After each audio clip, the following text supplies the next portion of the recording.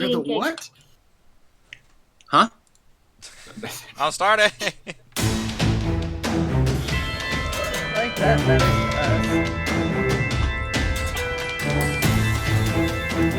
Puppies! Just take a picture of it.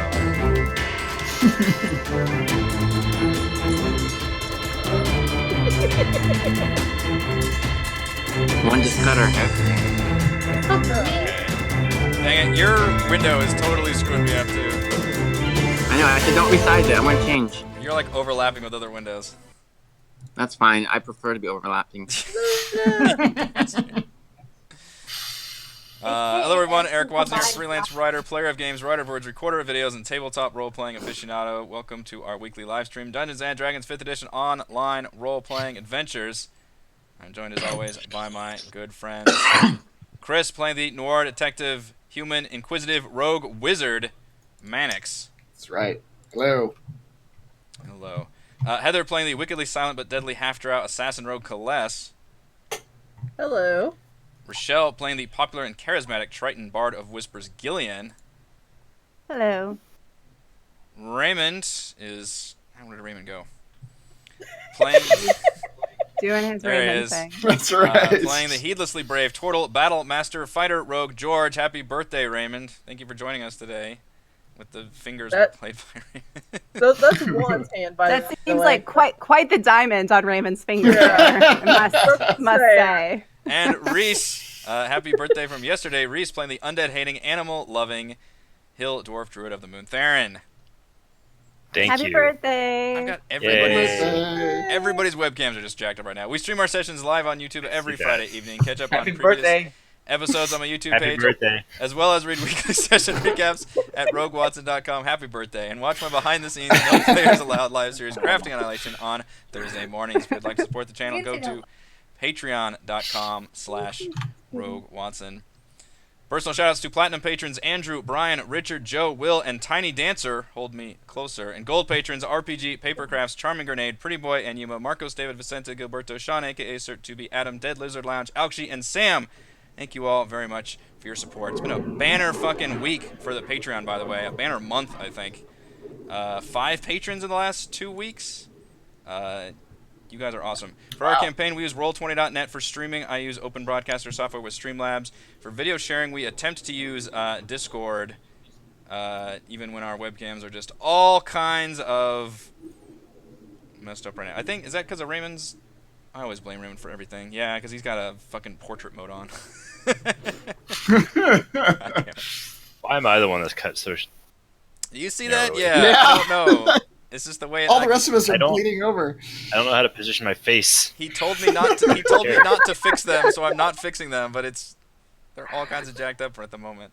I might have to fix them. Oh, you're letting your OCD shine through, honey. If I go to 4, nope. Well, you that's can only good. see half of my face. I'm worried too. It's the wrong half. It's wrong. It is. Hey, your lighting looks It always way is. better though. I will say that. Thanks. It's new lighting and a new Okay. camera. Yeah. Kitty's stalking Heather now. So Oh my dear. gosh. Is it the same cat? You don't know. I don't know. You I have no don't- idea. I I don't know know. you guys have 2. Yep. Do you? I don't know Are you which sure of one's that? I know at one point in time you had 2. I If it's decided the that me same not cat, knowing the difference she is is being a... very demanding. Yeah. It's the Cat's for you. same cat. All right. Well, you can see most of our faces, so at least that part's good. I'll hold off on changing them for now. Previously on Tomb of Annihilation. Fun fact: I just wrote this about 2 minutes ago. The party. Is that what you were found- doing furiously? That with your was hands what I off was before you doing go? furiously. I was You've had an literally- entire week, sir. No, What have dude, you been I doing? do not. I swear to goodness. I literally All got right. done reading to my daughter, and I came down and was like, shit, I didn't write the Oh my god, excuses. I know. Is everyone happy now? We can see Reese's whole face. Hey. Did Both you switch the halves. camera? Because I think I still need to jack our camera around a little bit. Yeah, I don't know what happened Yes, here. I'm at like a little bit. Alright, who's got... Chris is encroaching on Reese's camera. That's not going to work. That's par for the course. Over the years, I've taken bits and pieces of his camera. I think that, and then for some reason, Raymond is taking over Gillian. Why did it do that? That was so weird. Always To something. make you ask that question. Oh yeah, No. and then she's extending out into the text. Entering into... Yeah, that's not cool. No. I put That's together this terrible, night too. layout, and then it just all goes to hell. All right. That I want to looks cry. slightly better. Previously on Tomb of Annihilation, the party found the Wyvern's treasure unguarded, but when they sneaked inside to grab handfuls of coins, the dead bodies brought in by the beast began to stir. The party fought off the dead zombies, skeletons, and ghouls, but the Wyvern arrived soon after, screeching in from patrolling its territory to attack with teeth and barbed tail. With the combined efforts of a blinding dagger, a whip sword, and a wall of thorns, and a fucking giant frog, the party was able to drag the beast down and surround it, killing it before it could escape. They were rewarded with a bountiful treasure, including mountains of coins, some gems, and a magical wand of magic missiles. During their long rest, which they leveled up, which, George, I hope you have level 5 prepared, because we're about to go over your level 5. Of course. God damn it, you did not just reach for the player's handbook.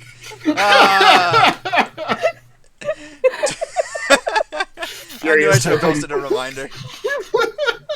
It's like, shit. Oh, man. This Wonderful. is going swimmingly. During their long rest, in which everyone else leveled up, they received a nightmarish vision of the Sohn sisters creating a monstrous hunter, built from their own essences through some dark ritual. The hunter was released, but from where, they're not sure, only that it won't stop hunting them. The party finally left Oralunga, but outside, instead of meeting up with their friends, they found them in a state of disarray or worse, and Xandala standing over them. To recall the exact words. In fact, I'm just going to go over what happened last time, because that's kind of we're in the moment kind of a thing.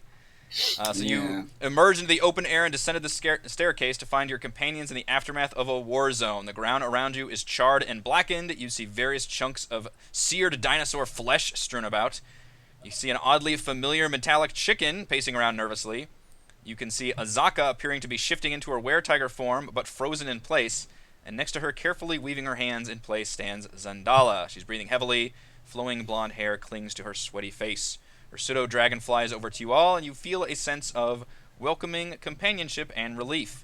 Xandala turns and nods to you all and says, "I got your message, Mr. Mannix. Good thing I showed up when I did. You wouldn't believe the monsters that were waiting out here for you." Right. As we all turn to stare at Mannix. It's not my fault. Well, maybe it's partially my fault for not telling her that there were other people. Are we going to wait for George to look through the manual a little bit before we come to his part? He's got time. We can go through this. Okay. Mannix will be annoyed.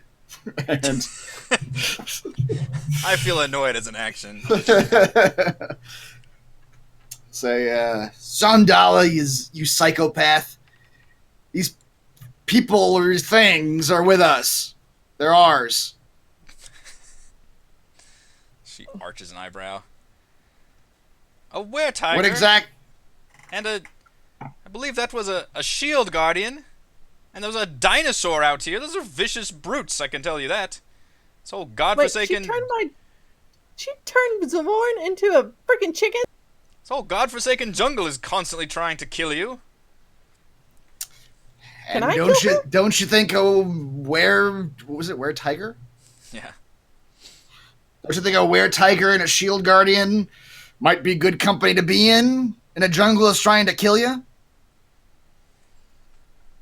She nods slowly. She's like, I suppose if you trust them. Did you try to talk to him, maybe? See if you could trust him before you... Did you blow up the dinosaur? God damn it. She says, look, Not the dinosaur. it looked really bad from my point of view, alright? Last thing I said, you were going into this thing and there were just beasts crawling out around here. I'm pretty sure this giant robot was walking the dinosaur. It looked really weird. I'm sure it did. Put my robot back. You feel suddenly Well, now we gotta- uneasiness and regret, feelings coming off the pseudo dragon, She worry. should. That's right. So I'll tell her. Well, now you got a problem because and point to Azaka. She actually is gonna kill you now. She waves her hand dismissively. She's like, "I've got her locked down. It's fine." Now look. Did you actually blow up the dinosaur? I think she actually blew up the dinosaur. Yeah, you look down and you see a tail sitting there. There's dinosaur chunks around. There's here. chunks of dinosaur around. I suppose it'll be on repair at this point, huh? She shrugs. I will raise this dinosaur from the dead. Oh God, Theron's lost his mind. So he went down the dark path. She says, "Mr. Mannix, what did you find out about my father?" Can I sneak behind her? We can discuss your father in a minute. You got, like I said, these are our people, and you put them in a dire situation.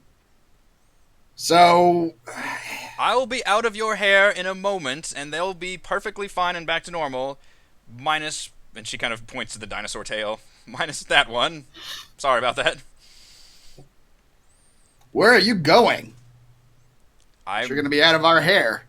going. Find me another dinosaur. That's right. Well, I don't see my father among you, so I assume he wasn't in there. So what did you find out about him, and where do I need to go?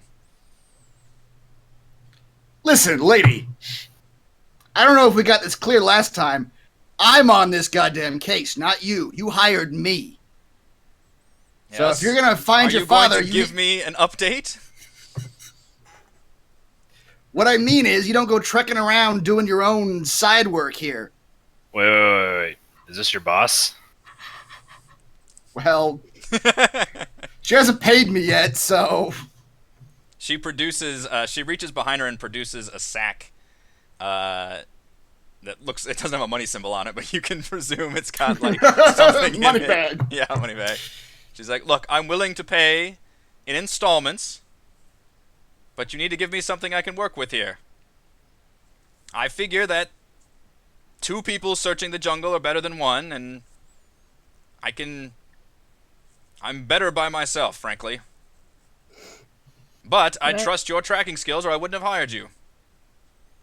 Can I try to sneak behind her and pick her pocket? What do I know exactly? I don't think we learned anything about Artisimber when we were in Orlunga, did we?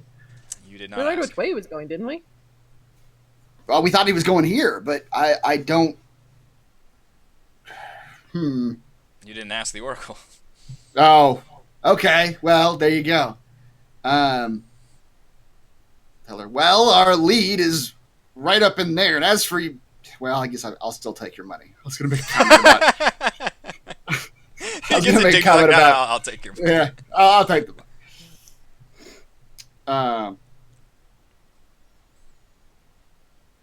I found a contact here at the pyramid who might know information about your father. Haven't actually followed up on that lead yet. Perhaps you would like to join us to do that? The Oracle, yes? You spoke with it? It's in there? All right, what the hell do you already know? I know that there's supposedly an Oracle that lives here. Everybody in this jungle knows that.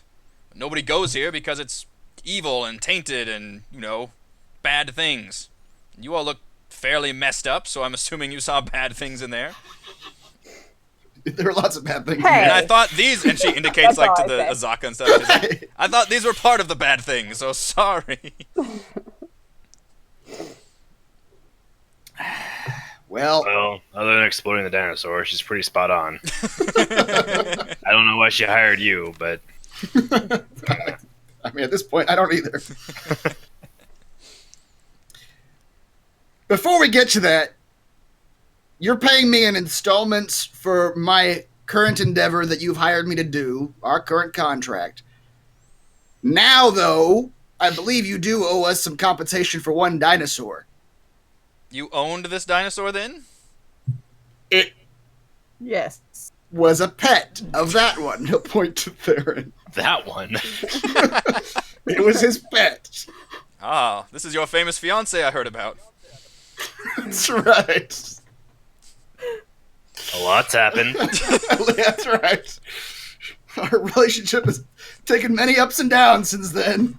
That happened pretty fast. So I was like, yes, well, I wasn't expecting to have to pay for a dinosaur, so I'll keep that in mind for expense payments. That's right, you will. I really want to pick her pocket. but apparently you're ready to blow one up. If I... Damn it. She just kind of huffs. It's like, this is why I work alone normally. It's so much easier dealing with things with fireballs than words. True statement. Well, to your question, yes, the Oracle. We've spoken with it. We haven't asked it about your father yet. If you'd like to join us to go do that, we can certainly have a chat, see what he knows. She's putting my robot back first. Yeah, you're putting our people back first. She kind of looks side-eyed at the, like, and Azaka looks terrifying right now. She's like, looks like she's like monstrous, like ready I to spring mean, for him. we're actually gonna have to handle Azaka somehow. Like she's gonna come out of the, I assume, freeze or time stop or whatever, and she's gonna just try to kill whoever's in front of her. It's like, yes, well, maybe I'd rather not go in there if I could. You have some kind of back door or something? He Chicken? points to the rope that leads up to the second floor. Like we got a rope. You can climb ropes, right? Mr. Mannix, could you just go in there and talk to the Oracle for me for a moment? Jesus Christ, lady. Sure. All right. Yeah. Sure. Let's go talk to the Oracle and ask. Was it a she? Yes. Okay. Ask her. She referred to herself as such. I couldn't remember. Yeah. Yeah. Let's go back in and ask her about our December. When you walk into the, and I guess it's just you and Mannix, I assume. The rest of you, you and Xandala. When you hit the entrance, Salida comes out and just kind of nods to you and says, so, is there any way I could come with you? Seeing as how the group I was with were killed and the group that captured me is now killed. Where are you folks going? It's surely better than this area. Mannix will point out. And when she appears, Xandala's ready to, like, fucking blast her or something. Cool it! We've killed everything you gotta worry about in this place. Mannix will say, go outside and talk to the rest of the folks. They're the ones in charge of hiring the help. Me and this lady have got other places to be. I don't have my resume on me. But yeah, she goes out. Alright, when you go up, I'll just kind of fast track this. But you can return and talk to the Oracle. And when you ask the Oracle about Artis, the Oracle says, he came to see me not long ago. He and his silent traveling companion of a race not from this world. He asked about Mesro, the once grand city that was destroyed during the spell plague. Or was it? And Naga kind of smiles unsettlingly, and then grows sad. He is searching for someone, his lost wife, an immortal champion of Ubtao and defender of Mesro. But he does not know the danger he is in. I saw your paths cross in a vision. I pointed him south. You, she points to you, Mannix, will not follow him, but you will all meet him nonetheless. But I wonder if he will be an ally or an enemy. Xandala just kind of huffs. She says, this is why I hate goddamn oracles. As long as I find him and this lady pays me for finding him, he doesn't gotta be either. south to Mesro. Mesro, she explains, is actually on the east coast, and it is, as far as everybody's aware, it is no longer there. It is just gone, as if it was like spirited away. Well, Miss Naga, in your South, So if sorry, we're- south is where Omu is. oh, okay. So And- as and they you're- leave the Oracle area, though, I was kind of like silently following behind them because I don't like this chick. She turned my robot into a chicken. But I also have my own reasons for wanting to talk to the Oracle about finding my wonderful friend in red. Mm. So I'd like to ask the Oracle after they leave where I can find my wonderful friend in red. Okay. The Oracle turns to you and gazes at you steadily and says, the one you seek is in Chult. They have gone south as well. They have not come for you, but they will eagerly take you back. Your paths will cross as well. Freaking Oracle. Right, and she just turns and walks away. Yep. So, in your infinite wisdom, madam, you're suggesting that we head generally south. Are you talking to who? The Naga. The Naga says she does not suggest anything. She just tells you what she sees. She did, I believe, explain that the southern part of Chult is infested with undead. What you've seen so far is just the outskirts. The southern half is choked to the brim with undead, and she and the guides later when you talk that they confirm the same thing. Like generally nobody actually goes down to the southern, at least on foot.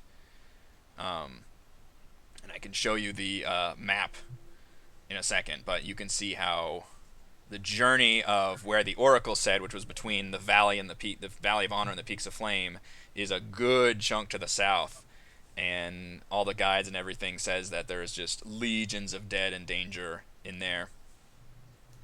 But, well, I'll go ahead and switch you to the map so you can look at it.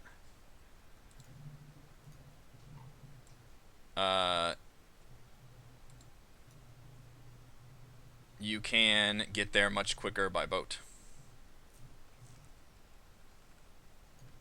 So Omu is now added to your map, and it is down here. Oh boy. I gotta like parse this map out, make it smaller. Mm-hmm.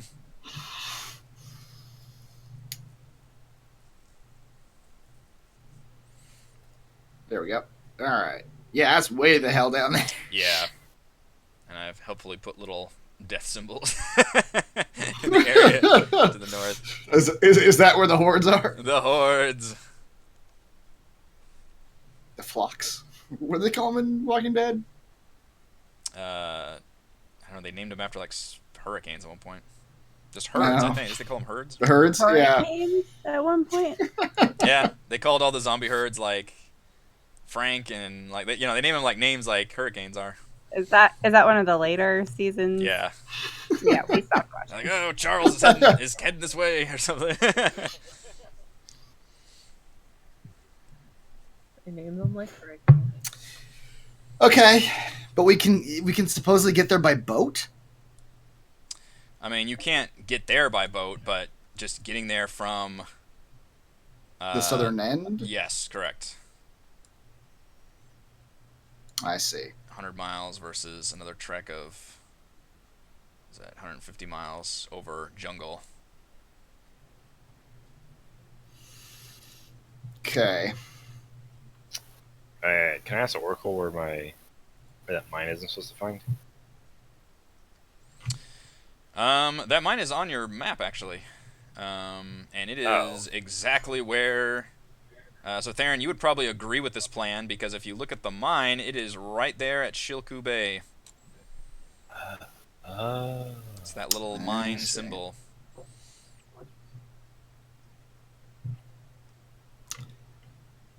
So to get there, though, we need a boat, and we already have a quest to get a boat or get passage on a boat. To do that, this is one of those like chains. Like to get What? through this That's door, you need the red crazy. key. To get the red key, you need to get through the blue door. To get through the blue door, What you kind of need the asshole blue. would gate the content like that? What do we need to do to get the boat? We need to chart the locations of Oralunga and Nangalore. Well, we're at Oralunga. Nangalore's straight shot to the east.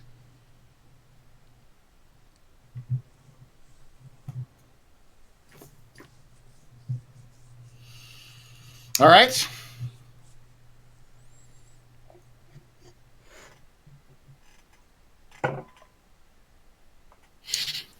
I'll ask Xandala if she.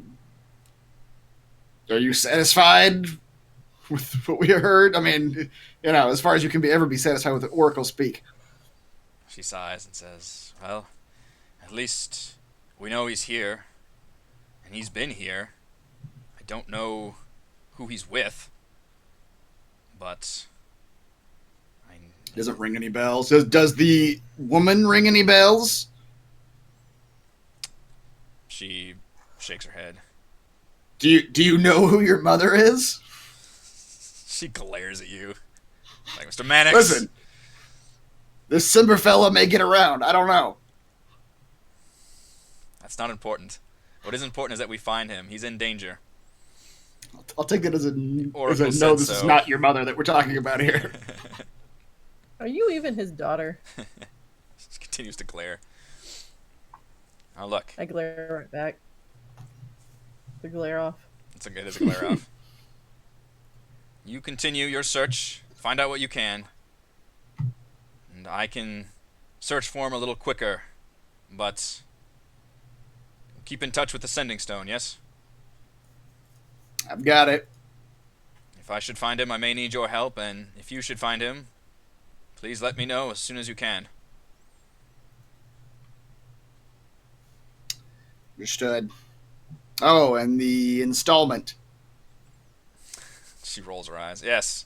And she just kind of hurls a sack of coins at you. And you open it up to find 30 gold pieces inside. Okay. Can I pick her pocket? No. She says, I am sorry about your dinosaur friend. Try to be a bit more prudent about those you surround yourself with.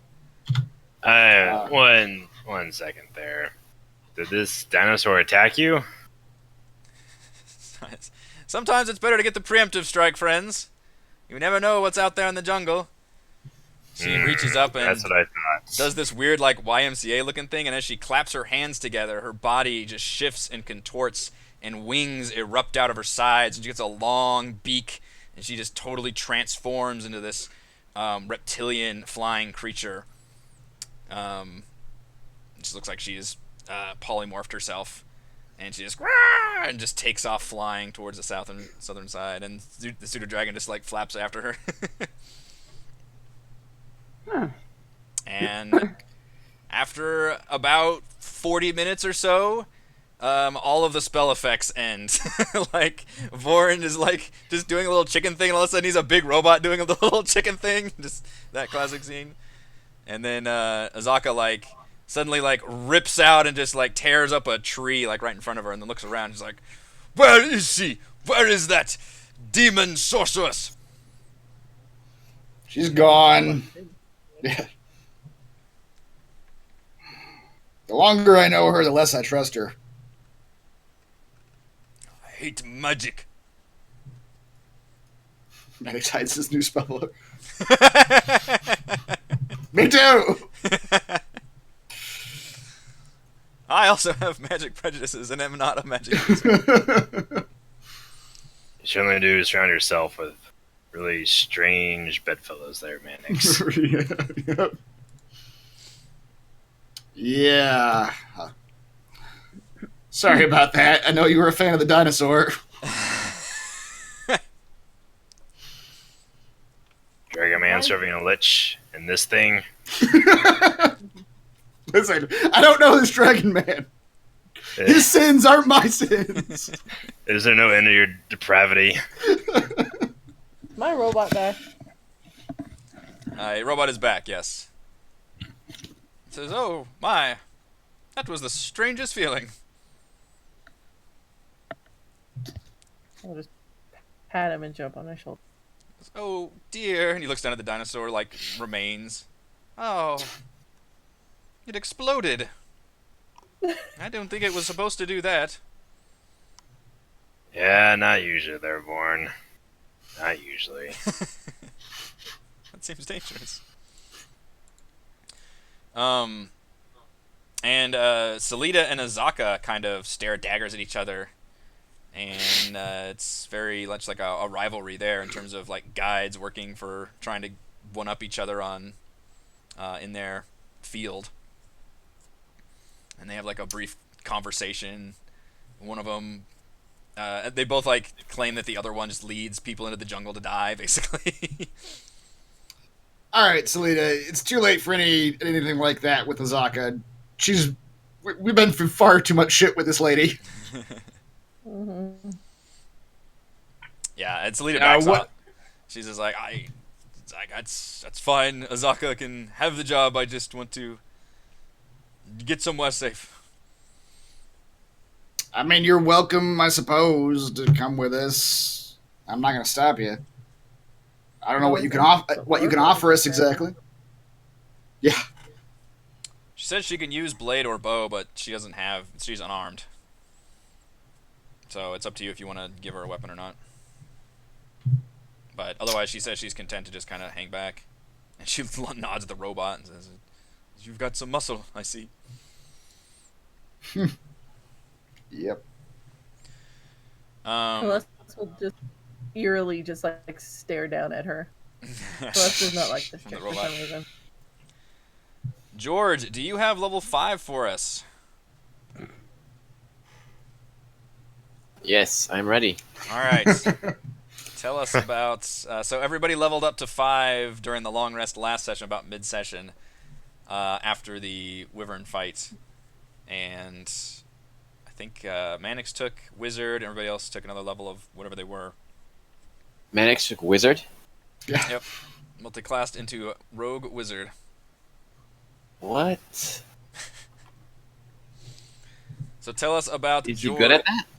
He gotta... We'll find My out. He hasn't done intelligence, it yet. my intelligence is higher than my dexterity, so it Huh. always has been. I also didn't take any combat spells. It's all like divination and outside of combat stuff. Nothing useful. Nothing. I like that Gillian really says that too. Gillian, yeah, she's... Nothing actually useful. I know, she looked him up and down. As she turns her nose up. That's right. Nothing. Alright, well, this is exciting then, but George is going to take another level of fighter, which now makes him a fighter level 4, which gives him an ability score increase. Throughout all his battles in life, he has become a hardened turtle, and his constitution goes up by 2 points. Oh boy. 14 to a 16. Nice. Therefore, his bonus is now 3, which gives him those 4 free HP points for the previous levels. Yep. So roll a 1d10 plus my constitution. Just roll 1d10 for now, because you can take the average. Yeah, and then we'll add the con after. Oh, right. Shit. Alright, so you can take 6. 6. Plus Plus your con. 3, Yep. which is 9, plus my 4 for the previous level, so plus 13. Nice. Nice. Where does that put you at? 48. Nice. That's it. I think Theron still got you beat. I What? haven't beat. Really? We have 2 people that have him beat. Wow. Damn, Tanky guys. fighter. That was He even too- took Constitution. Those two have had like 18 Constitution for forever. That's true. though. That's crazy. Yeah, and he's a hill dwarf. He gets extra Mm. stuff out there for the HP fighter when you got some 18 cons running around.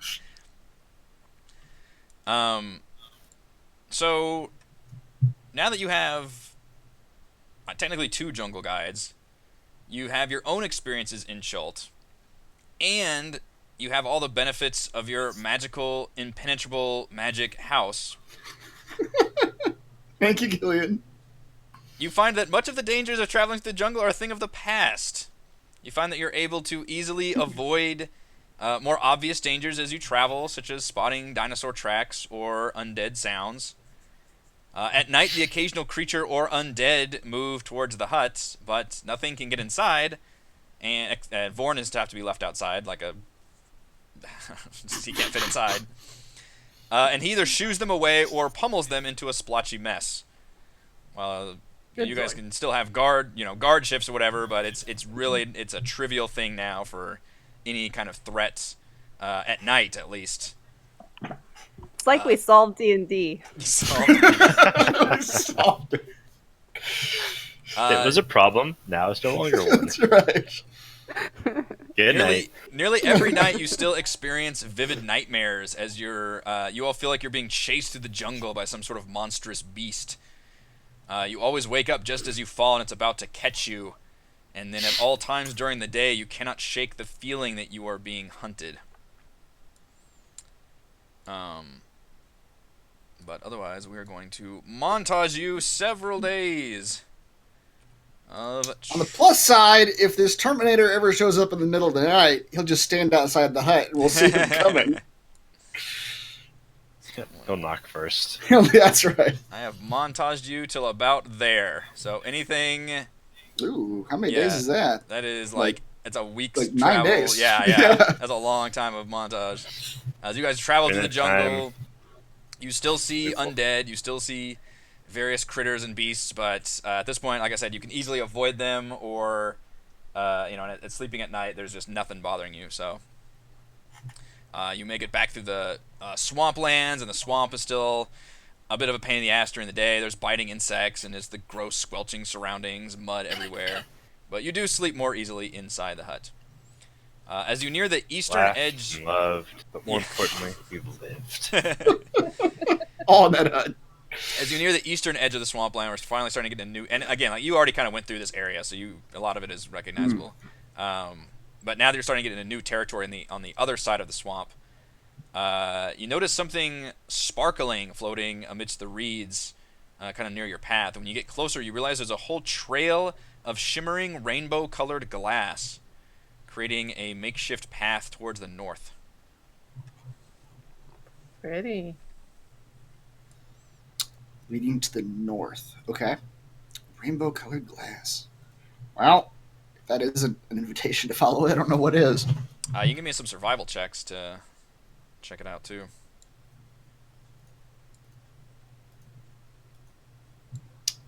Wait. Good lord.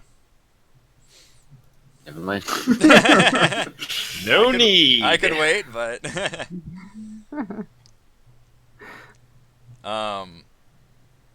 you are... Theron, you are 100% sure that this is the telltale sign of a Flail Snail trail. Of a what? Repeat that whole sentence again. You can tell that a Flail Snail... You can tell this is the Telltales? It's the telltale sign of a Flail Snail trail. Yes. You see a path carved out about 10 feet wide that everything along the ground has just been consumed, like rock and grass and vegetable plant matter, like everything. And then left behind is this trail of weird, like some of it's gummy and hasn't quite solidified, and the one that has looks like glass. It's like this just rainbow, like beautiful color pattern. I've heard the tales that tell about the great trails of the flail snail. By Dr. Seuss. No, it's by Dr. T.O. Wait, Yep. guys. I need one of these shells for my collection, of course.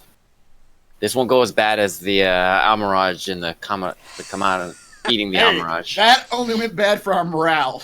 That was. I will I be passed sure. this information on to the group. Never forget the Almirage's brave sacrifice as you offered it up to the Zorbo. I will be sure to put the Flail Snail in a jar. Right. In a pail. And don't fail. Hell yes. Probably don't inhale. hmm Or you'll It'll be a whale of a tail. After traveling, assuming you're following the path, after traveling for about an hour. Wait, hold on. Theron was about to relay information to us. I was kidding because Oh. Okay. George was already talking about it. Oh, okay. Right. Tail of the Flail Snail. George just opens up. I do think a male Flail Snail would be preferable. After traveling for about and George just keeps talking like this for the next. the entire- This has triggered something in his brain. like, he can't talk without rhyming constantly now. like some Dr. Seuss crossword. Part of his brain has been activated. She remembers going to the hypnotist at the county fair years ago now. That's right. He's a sleeper agent.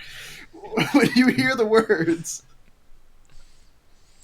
After traveling for about an hour, you hear a piercing wailing sound. It's definitely not human and sounds like a just loud, shrieking, crooning sound. Almost like both a cry of help and an alarm. And it's loud.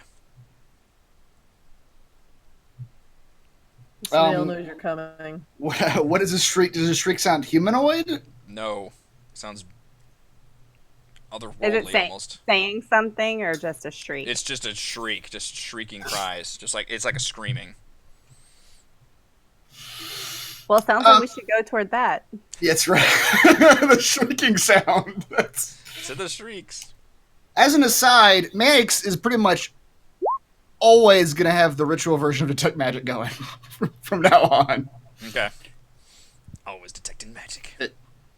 So we're going to have to stop every 10 minutes. Hold up, everybody. Everybody. We spent the last 20 seconds without me detecting magic. Everybody just stop and let me get my detect magic back on. There could have been some magic back there. I need to detect it.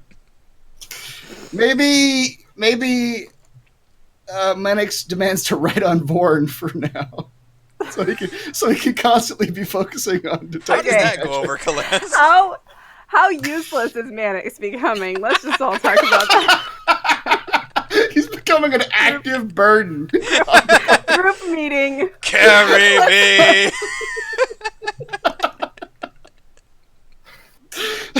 I will tell you about danger as the danger arrives.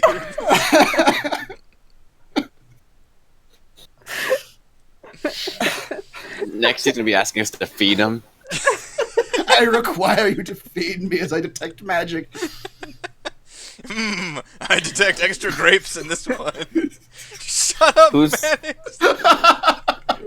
How did this happen? It happens so gradually. Who's gonna wipe his ass for him? Not me. That's like stage 4. Not it. That's right. We're not there yet. Maddox is working his way up.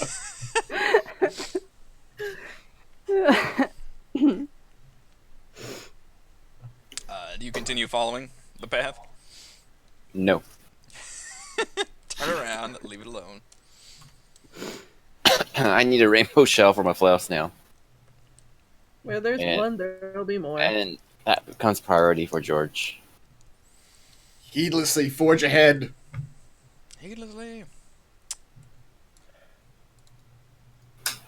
Alright. Whatever, dude. You can't even walk anymore. I'm detecting magic, asshole. I'm detecting magic, guys. Is there any magic around us? No. Therefore, you're not detecting magic. After about 10 minutes of following this horrible loud sound that is not stopping, the trail through the boggy swamp, you find, kind of opening up into this particularly boggy area, a horde of undead surrounding a rainbow-colored shell, and they're all banging and scratching on it. This shell is very large, by the way. It's like person-sized, maybe bigger than that. The shrieks appear to be emanating from the shell and not deterring the undead at all. A second rainbow-shelled creature is slowly attempting to escape the undead. It looks like a giant snail with 5 spiked appendages flailing out of the top. Get the one that's not scratched up. The more pristine one. Yes. I need it for my collection.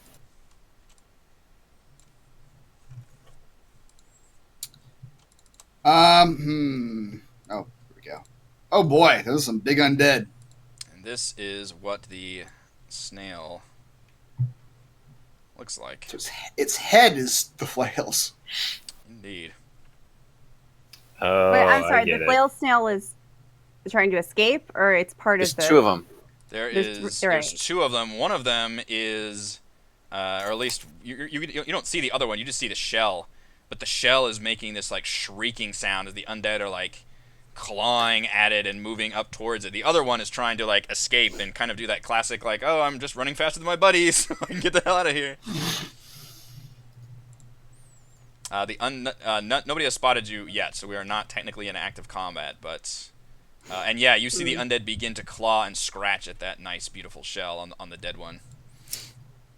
Okay, I'm gonna cast my hut.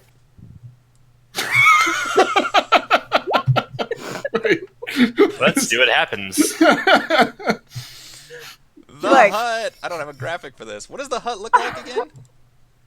Describe the It's hut. a 10-foot radius. It's a dome, and I think it's transparent from the inside, but it's opaque from the outside. So it can be whatever color on the outside. So 10-foot radius dome. Hold on. I'll move forward a little bit to where I'm still not like. I'll move forward like. Hold on, like here, and then we can do like a 10-foot radius. Attractive hut, but it is a hut-like structure. That'd be a 5-foot radius. That would be a 10-foot radius right there, I think. Mm-hmm. Now there's a hut there. So now we can go in the hut and just retreat to the hut after casting our attacks. The hut is love. The hut is love. At least that's my plan. You guys can do whatever you want. Well, it takes you a minute to do that, so It does take you Well, a I mean, minute to cast this hut, We're but all just sitting. They haven't. you are we're not. far Yeah, you are not in away. active combat. Yeah. So while We're just hanging out. While Gillian is summoning this hut, what would the rest of you like to do? You see the undead like So- assaulting this. Yeah, does it look like the snail has a minute? Shell? You're not sure how long the other one has. George yells, "Hey, you! Stop!" as he runs forward. this is the only way this was gonna go. Really. Yeah. Raymond, we missed you. As you shout, some of the undead look over. "Urgh?" And I'm gonna need some initiative. Tim the Tool Man Taylor. Yeah.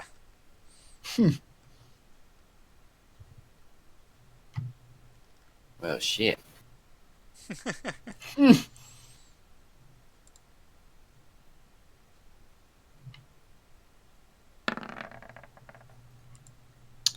Initiative. How many seconds has passed? Let's say 30 seconds has passed from when Gillian cast her hut. I mean, each combat round is like 6 seconds, so Right. So that means in 5 rounds, her hut will be done. that's if she wants to sit there for 5 rounds and cast this hut. I don't know when I did it. I'll let you decide. I mean, if it was Mannix, I'd say sure, but Oh, poor snail. -2. It is a snail. Not very fast. Probably doesn't have the best dexterity. Yeah, it has a -3 dexterity. It's pretty Wow. bad. Let's see. I'll do a Zaka, but Selita's just gonna hang back because I don't think she's got any weapons. Hell no, she doesn't have any weapons. Alright, so Gillian, yeah, if you want to spend several rounds casting your hut, you can, but otherwise you begin to cast the hut, but then George comes up and starts yelling at the undead, and they turn towards you, so The hut does take a solid minute to cast. I glare at George. I had a plan. He doesn't see you.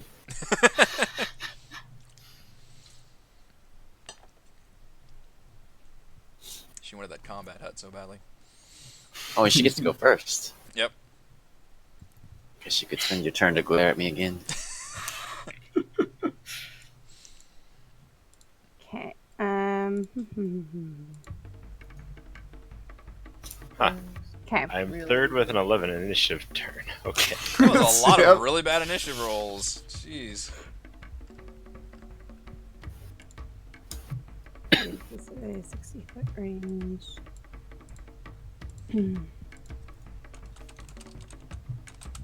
How do I get the ruler again?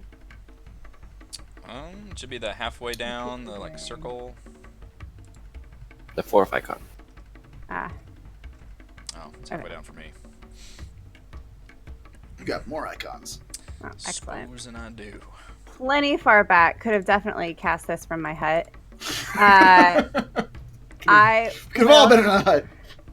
could have all just been throwing shit from our hut because things can leave but not come back in. It was a great plan.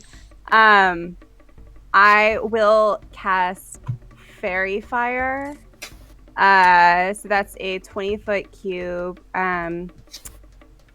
So everyone in that 20-foot cube sheds a dim light, and we have advantage on any attack rolls if we can see the target. I think including invisible creatures. So I believe I have to roll saving throws for everybody, right? I'm trying to look up. yeah. Sorry. So Dex saving throw. Dex. Zombies aren't very good at Dex. I don't think anybody in this battle is very good at Dex. No, it doesn't seem like that way. I don't not have a bloody cube. Damn it. Somebody get me a square. One thing I'm never prepared for is y'all's ever increasing spell effects. Oh, there we go. There's a. Well, it's a fireball, but we'll use it. Alright, so it's how big? It says a 20-foot cube is what, like, at least Roll20 pulled in, which 20 foot, does that mean a 20-foot?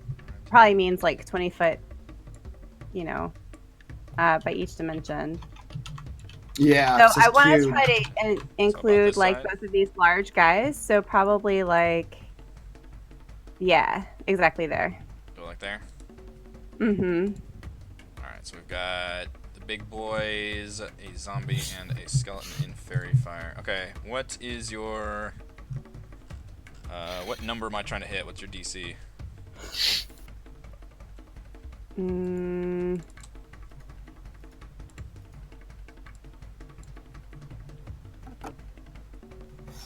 Let's see. Wait, so how do I know that? What they have to... Oh, 14. 14. Okay, skeleton fails. Zombie, they're all gonna be hard pressed to succeed on this. Zombie very much fails. Zombie's not dodging out of the way. And the big ones, which just look like just giant monstrous zombies. Wielding big old clubs. Ooh, that one actually makes a save. Are those knives sticking out of its chest? It looks like a full-size sword. Wow. All right, both big Damn. ones just fucking shrugged off the fairy fire. Bummer. Okay. But you lit up. So that grants advantage, I believe, on the skeleton and zombie. So attack rolls on the other ones. Okay. All right, Kaless, you got the jump on everybody on the enemy side. Alright. Since I'm currently sitting top Zorn. Vorn, whatever the hell his name is. It's Vorn. Zorn is in Gloomhaven, dear. Yeah. Playing too much of that damn game. Yep. Alright, so let's go ahead and move Vorn, his max, since he acts on my turns. That's how we've always done it. I'm like kicking him. Oh, sorry. Where do you want him? Move him his max distance up as far as we can get here. I can't move him, so you have to do it. Okay. I If don't he know how far if I don't he know how far dashes, can I think he can. He's just got normal 30. But he could use all his movement to dash, just kind of where you want him. So my thought was to get him a little closer to the big guys. Okay. Like if he can get like here. Yes. He just turns on the jets. Clump, clump, clump, clump. I'll That's a look lot at the of little ones. dead. Yep, I'll say Vorn smash. And then I'm gonna jump off of Vorn and onto the back of the big guy. All right. There's a lot of jumping onto creatures in this campaign. You know, I'm gonna use the sword sticking out of his chest as a stepping stone. Just, yeah. He's got lots of little handhold areas. That is, I believe it's athletics or acrobatics, which. Yeah. So I'm doing this as my movement, by the way.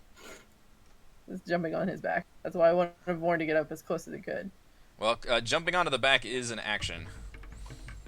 Yeah, it's my movement. But yeah, because it's under additional combat action. Well, that's dumb.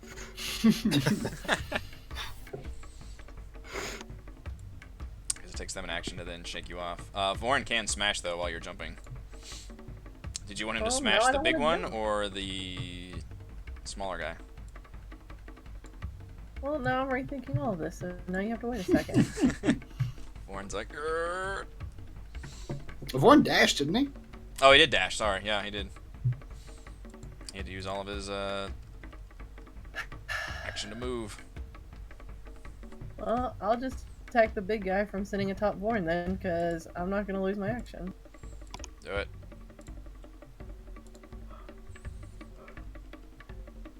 But you've gone before them, so you get your assassinate stuff, right?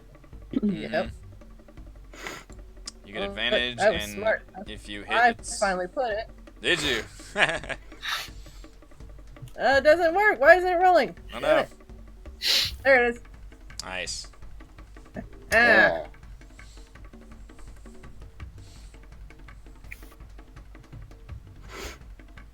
How about a 22?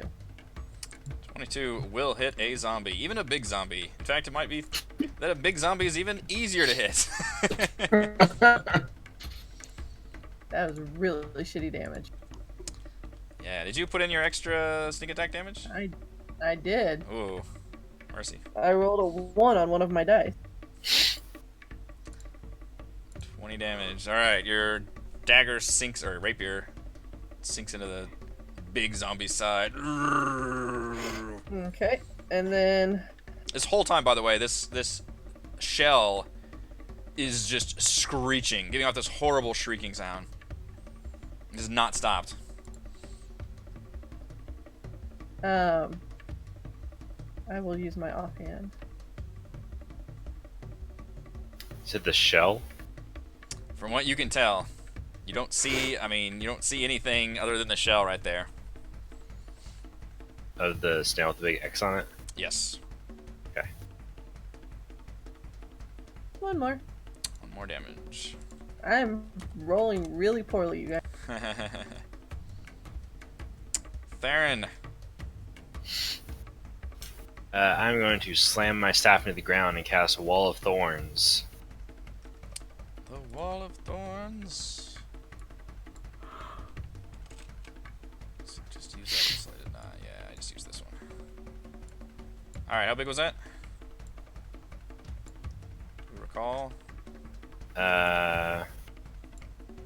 20-foot diameter, 20 foot. 5 feet thick. Oh, you want the wall or the circle? Circle. Okay. The wall was a 20-foot diameter? The circle wall? Oh, yeah, that's right. Yeah, 20 foot. Yeah. Yeah.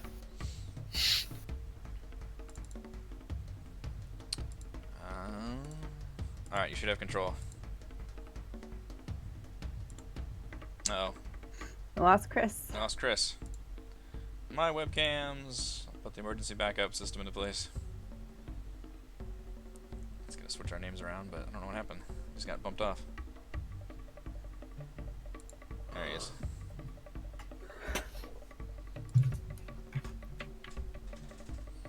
A little unsettling how his camera popped up. His chair was. His chair was just like rotating, like he'd been just Thanos'd away. Like, oh my god. I noticed that too. I was looking at my router, trying to see if something had gone wrong. That was worrisome. Actually,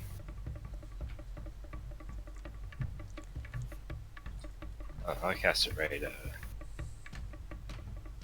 there. Is that gonna hit Vorn? I think if you move it just a little bit, you'll be okay. Can't move. Oh, I need to. Is it snapping? Yeah. Alright, now do it. You should be able to move it a little more free. Oh, okay. In that case, I'm gonna encircle this big zombie. Oh, okay. And as my bonus action, I'm gonna turn to a bear. Bear. And run up. Does the thorns face both directions, or is it like the wall of fire? Like how which? The thorns are everywhere. Okay. So if they move through it, every foot they move through it, it costs 4 feet of movement. They stop in their movement in the thorns after this, then that's when they take damage again. Okay.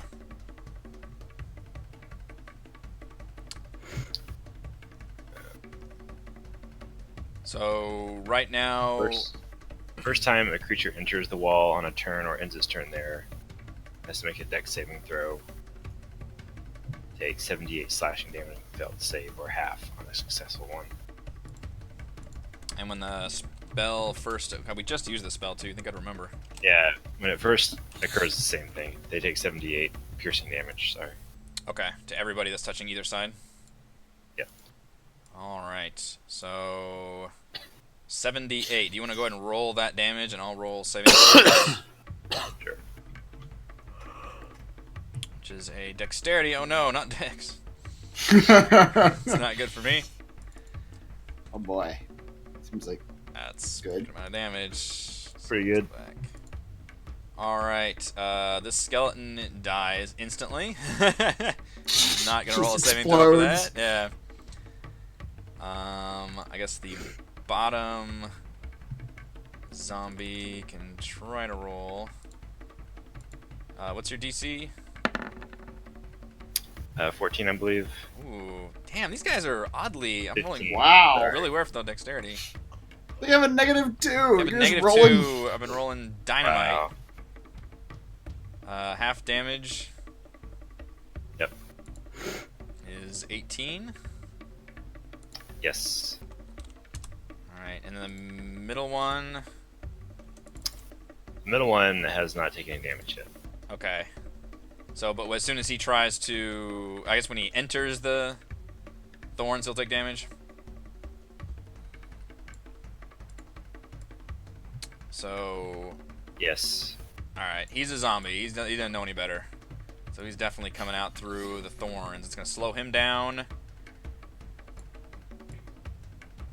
He's going to make it, I think, to here, and then he's going to take... Well, he's got to roll a saving throw.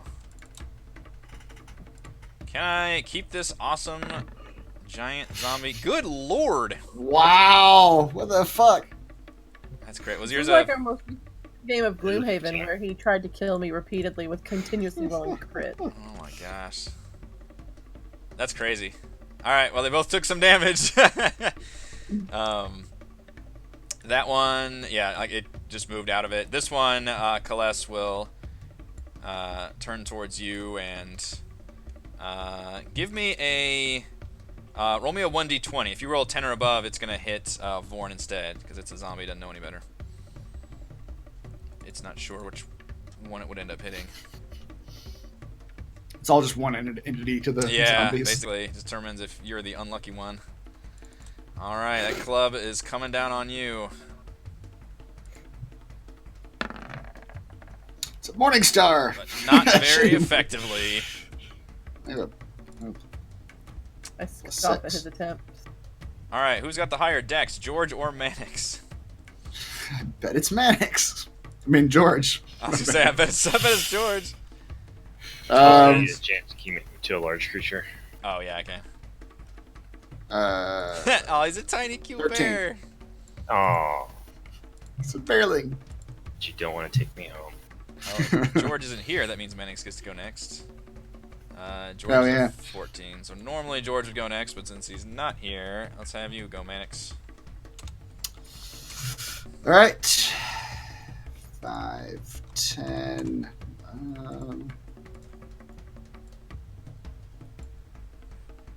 15, 20, 25, 30. And he's gonna throw out Froggo. Oh my god. Go, Froggo. Rip. It's gonna throw him right here in the middle of all the zombies and I skeletons. choose you. Bite yourself some skeletons, Froggo. Frog just sighs heavily. I'll never let you rest. Another day. George. Does the frog get to go? Yes. Does he go? Yeah, Frog can go. Sorry. Frog will bite a skeleton.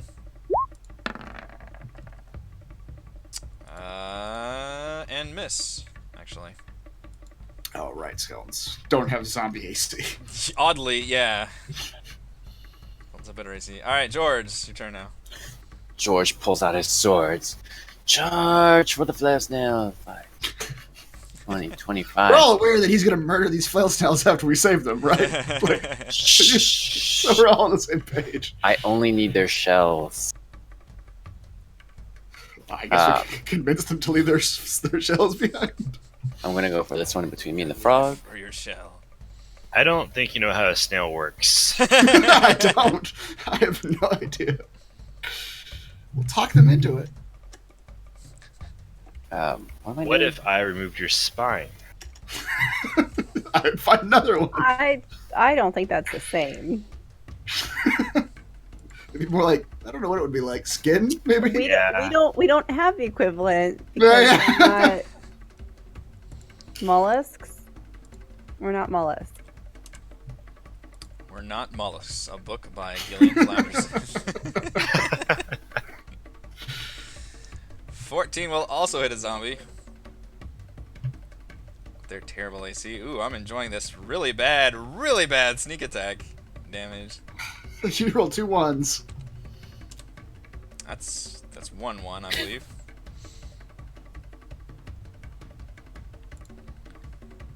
Zombie does take some damage though. Yep. That's the end of my turn. Alright. Zaka will stay back here and actually, she doesn't have a bow anymore, does she? What does she have? Anybody ever give her a... Does she still have your sword, or is that the other one that is your sword? Did any of you ever give a Zaka a weapon at some point? Since when? I mean, it's been a long time. I don't know. She's a freaking were-tiger. Yeah, but she doesn't like to transform. Transfer I to thought the she wolf. had, like, Mannix's machete or something. I gave that to the other lady, but I presume they got that back. Yeah. Yeah, She you did. left. She left with her crew. Alright, well... Can we assume I gave her a machete? Yeah, we I don't- can. Yeah, that's what I was asking, if you had any weapons. Alright. They could use her fist. She actually can't quite make it up there unless she dashes, which she will. She'll rush up there and be like, Why are we doing this? Just let them... Leave the dead alone. This is a bad idea. This one's a collector. These are rare animals. Going to get us killed. It's a Alright. little late for that. Yeah, exactly. She has to dash to get up there. Zombies, a lot of them will continue running up here and just wailing on this shell, rocking back and forth, and you hear... Now you're kind of certain that there may actually be... Do you think maybe the snail just retracted into the shell and is now, like, screeching and screaming as the dead are, like, surrounding it? Do snails screech? I didn't know snails made any sort of noise at all. Does not appear to be a normal snail, Mannix, by any stretch that you might have seen. Maddox has seen 2 snails in his life. 2 snails. 0 to 2 on snails so far. Alright, the zombies will turn towards you, George. At least these 2. Very ineffectively. And I believe you've only got 1 skeleton that will attempt to attack Zaka with a sword. That actually will hit Zaka. Ah. She glares at you, George. This Flail Snail actually... Defend yourself. Yeah. This thing doesn't react in any way, it's still in there. And then this one pulls itself into its shell now. Yes. It does not begin screeching or screaming yet, though. It just pulls itself completely into its shell. I'm gonna go back up to Gillian. Okay.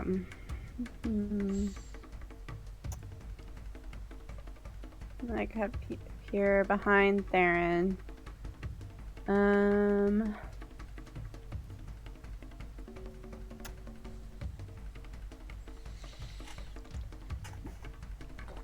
Let's see. I will. People are always in the way of my. Kill them all.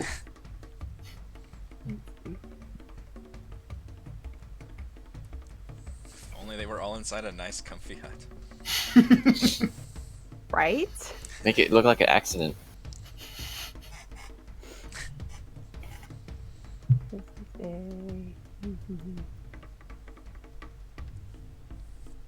Okay, I will cast Shatter. On. So just cast Shatter on the big guys over here. Shatter them. There we go. I'm trying to find the circle I had before. Alright, how big is Shatter? Well, it's a 10-foot radius, but I'm, trying not to hit less. So I guess I could, go like hit this guy too. Kind of center it like here-ish. Alright, you should have control if you want to move it around. Perfect. Is that 10? 5? Actually, it might be too big. 10-foot radius, yeah, so that's a 20-foot diameter. So I think that's right. Well, I just moved it as you were doing that, but... There we go. Just hit those 3. 5, 10, 15. There we go. That's the right size. Oh, I see. There you go. You can hit those 3, Yeah, yeah. you get those Sure. 3. Yeah. Okay, great. Yeah, so we'll do that, and that is a con saving throw. 3d8 on a failed save, or half as much on a successful one. Okay. Zombies are very good at Constitution, oddly enough. What's your DC on that one? Ooh, that one fails. Oh, sorry, I say it. DC 14. So that 14. One yeah. Takes 15 thunder damage. Is that the one where they're knocked backwards? Did you just tell me that? No, I got rid of that one Ah. So that in one order to get takes Fairy Fire instead. damage, and then the zombies have a +4. Watch me shit the bed on this. Nope, that one makes the save. Jesus. So it's half as much. Pretty hardy. Yes, each take half damage. Guys are whittling down their HPs with these AoE attacks, though. The loud ringing sensation goes off, and that actually makes the wailing stop for a second. For at least this round, is this loud like thunderclap sound, and like both like all the creatures just are like wide-eyed for a second. The zombies That's kind right. of reel back. Yeah, it echoes throughout the entire swamp. Theron. Oh, sorry, Kaless. Oh, I see how it is. Okay. Yeah. Alright, so Lorne will smash this guy. Warren finally gets to smash something. There's too many dead here. Jesus. Good man, Warren Vaughn. is ready to smash. It's been preparing that smash. I've got this one. He brings his fist down and that skeleton just explodes. Bones should not be moving around. I'm gonna pat, and then I'll go for this guy again. See, I roll so well when it's your goddamn allies.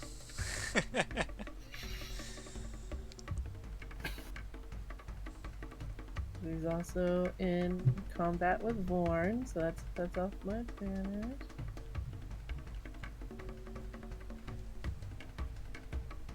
Actually, I'll climb down first.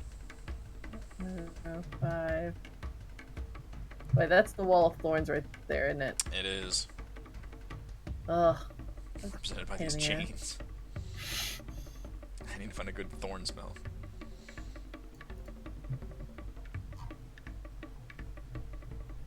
I'll stay where I'm at, then that's fine.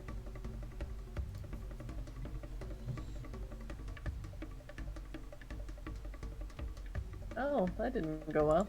12 does hit a zombie, though. They have pretty bad AC, even the big ones.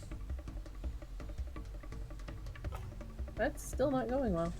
Hmm. I rolled a 2. That's not bad. Well, your main attack, yeah. Ugh. That was awful. That one does look hurting pretty bad, though.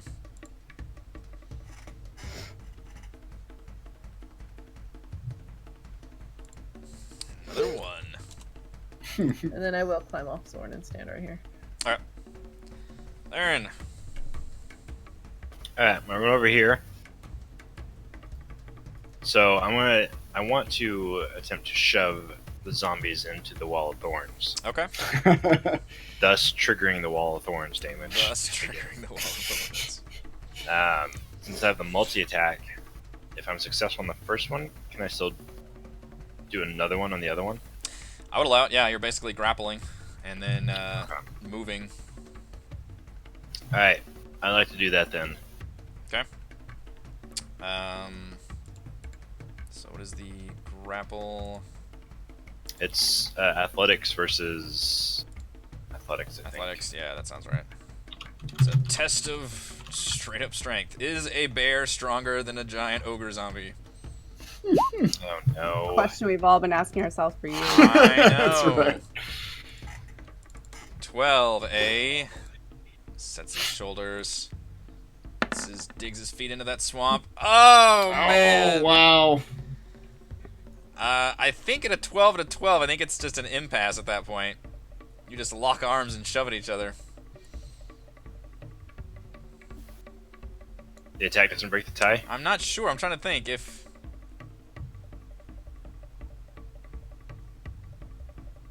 Do we have precedent for that? I was trying to look at, because I know shove was a thing. Yeah, if somebody can find me a rule, I'm willing to rule that differently. Shoving a creature, special melee attack. You're not comprised. This isn't exactly the same rule, but you make a strength check contested by the target's strength or dexterity. If you win the contest, it doesn't say. Yeah. I think attackers win on ties, though, right? That's how AC works? Tie check, who wins? Tie results in a status quo. See contest rules in Player's Handbook. If the rule results in a tie, the situation remains the same as it was before the contest. Thus, one contestant might win the contest by, I think it's using contest by, like, contested skill check. One contestant might win the contest by default. Grappler loses the tie when making a new grapples before the contest target isn't grappled, but wins ties when an already grappled target is trying to escape, as before the target is grappled before the contest. Tie results in the status quo.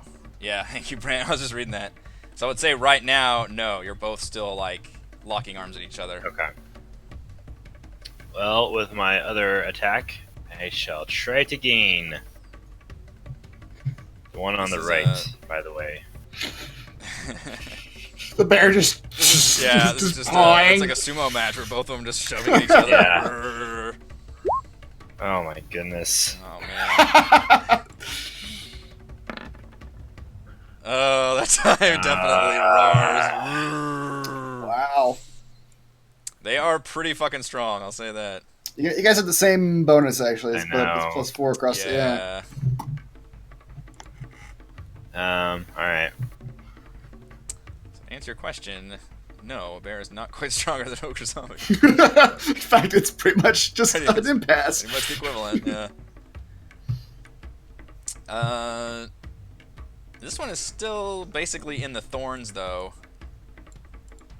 When it starts its turn. So if you want to roll the damage, it'll take the damage again before it can move out of there. Okay. Yeah, I mean, it should have been at the end of his last turn, Oh, okay. I think.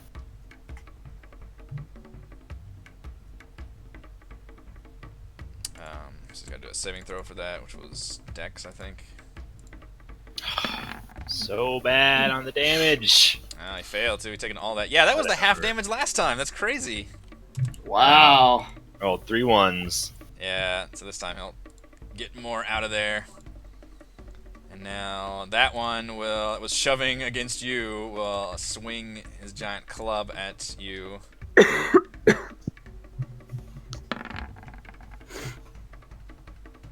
That's pretty good. 21 will hit for 16 damage. Let's see, I think a bear's got 34, is that right?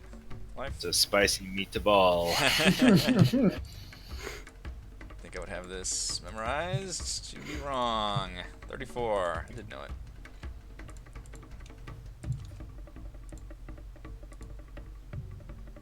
So that was half your health.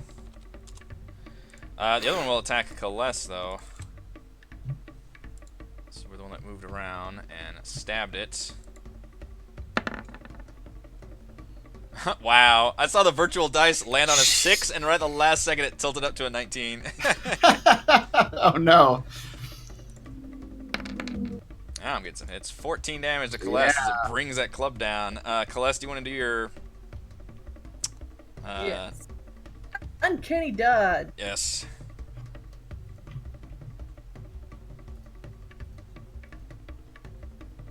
Yeah, sir, that's what I was thinking.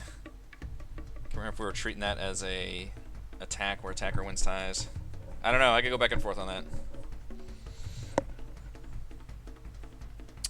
Does that let you have the damage? Yes. For Uncanny Dodge? Okay. Alright, go to George. Is that as your reaction? Is that how that works? Yeah, Okay. so 7 damage. George is going to continue wailing on the zombie in front of him. Okay.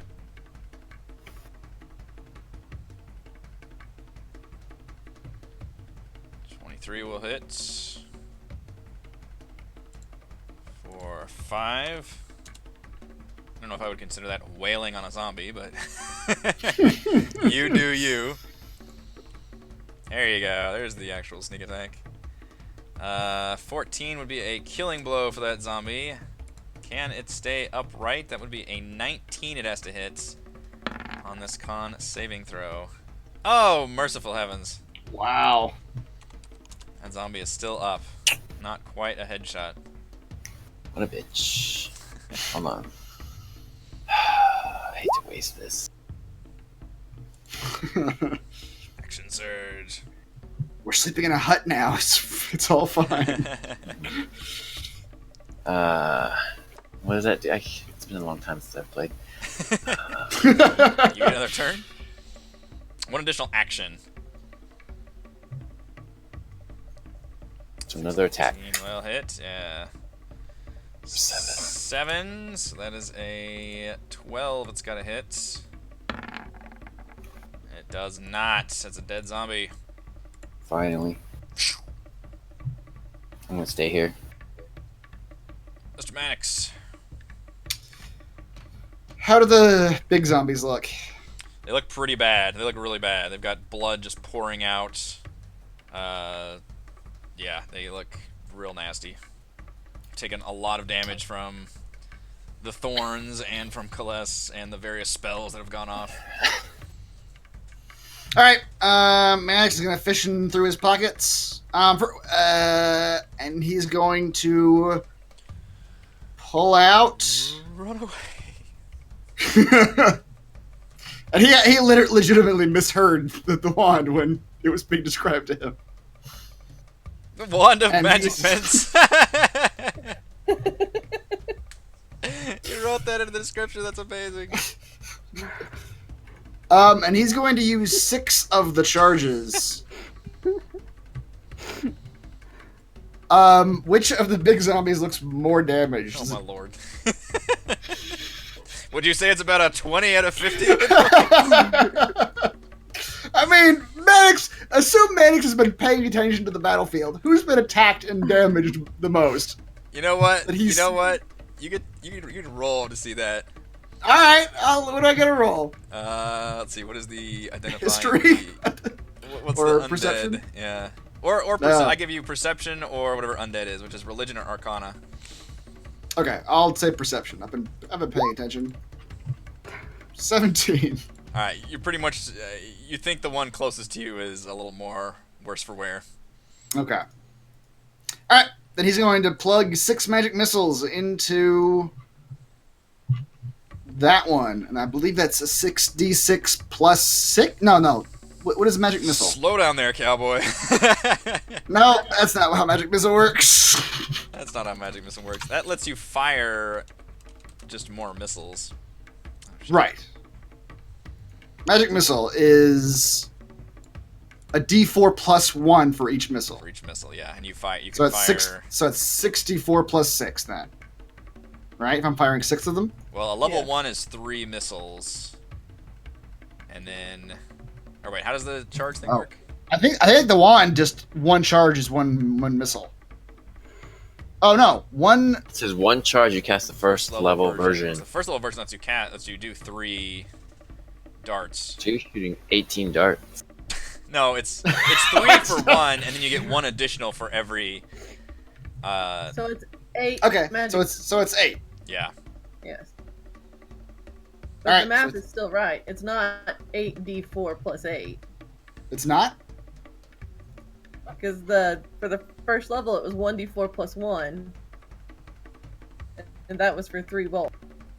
It's Then you Well, would it's add a each 1d4. bolt. Each bolt is dart, 1d4. Each dart is 1d4 plus 1. So technically, if you're firing every single dart at one target, you could just multiply the ones Yeah. by Alright, so whatever then it number you're at. It is 8d4 plus 8 then. Yeah. Okay. Yep.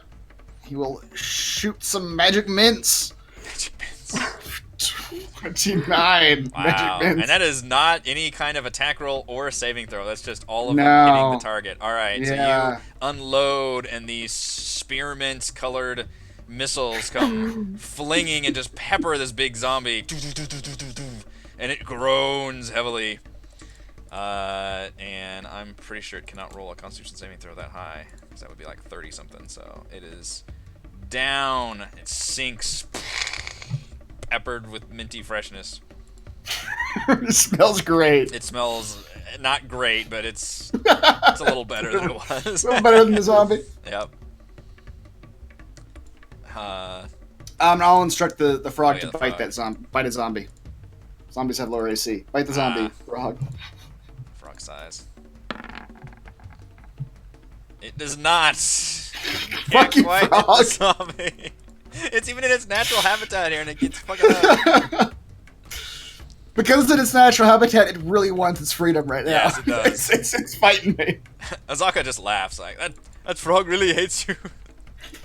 Yep. Azaka will try to slash the skeleton. Azaka should move to where she gets a freaking advantage. Yeah, that's fine. She can. That one will hit. Not a whole lot of damage.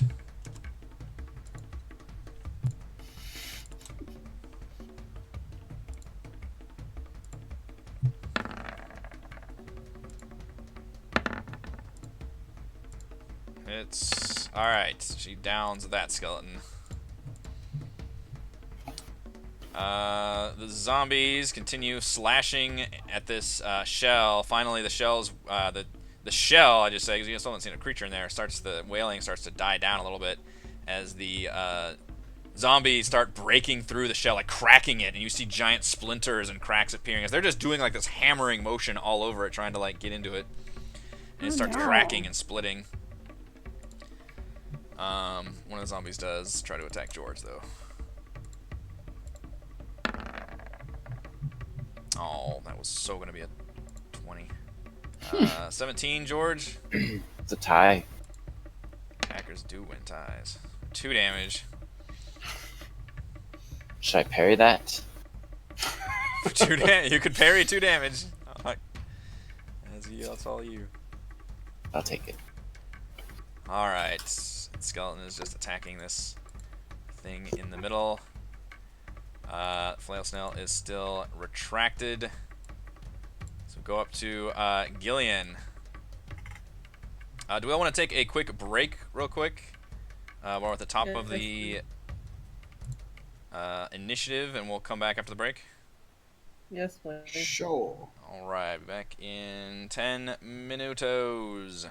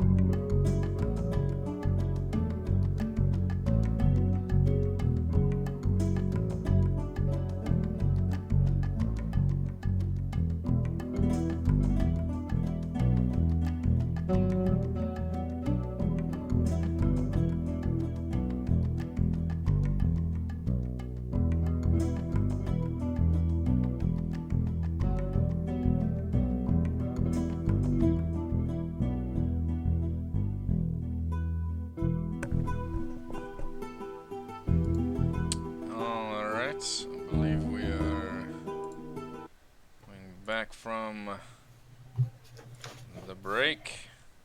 Top of the initiative order is Gillian.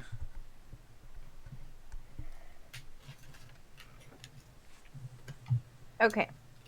I will move forward and go after these zombies who are desecrating this shell, corpse shell, with my. Oh. I imagine there's a baby awake. Yep. Okay. With my rapier crossbow attack. Okay, wait. So that one gives me advantage on one of those, right? I forgot now. Or I just don't have disadvantage. How did our webcams get all screwed Hold up? on. You have advantage on the lit up one. Right. So it's just that I just don't have disadvantage with my range attack. Okay. Oh, right. Okay. So I'll go ahead and attack the one I have advantage on then with my rapier. Oh, and I forgot to actually roll advantage, but okay. 9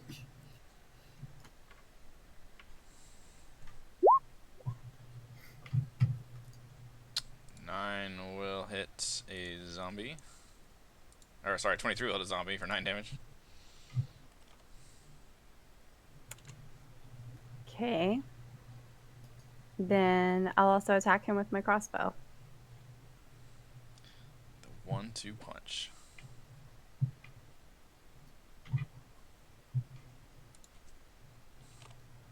Alright, that zombie's looking pretty messed up now. Why do I have to fix our webcams again? God damn it. I think I might have moved Discord for a second. What's wrong with them? Or everybody's in the wrong spot for some reason. Oh, you're right. Me and George are in the right spot. The others over here are all mixed up. Yeah, I'm not sure how that happened. That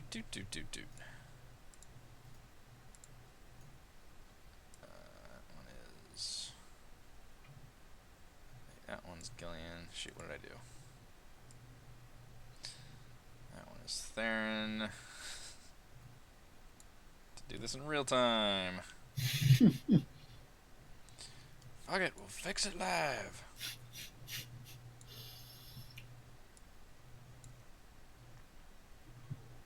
Is the battle music on?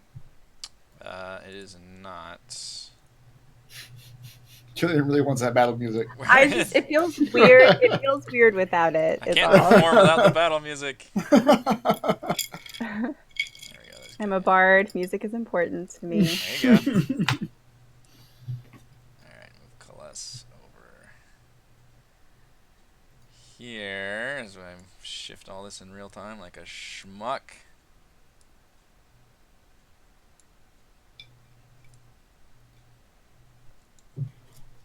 Kaless. Okay. There you go, there's battle music. Now you can battle. It feels better now. Yeah, it does. Oh, seeing as how I still can't move Lauren. Just have him take a step up and then smash that guy. I go this way. Yeah, I'll do that. Smashy, smashy.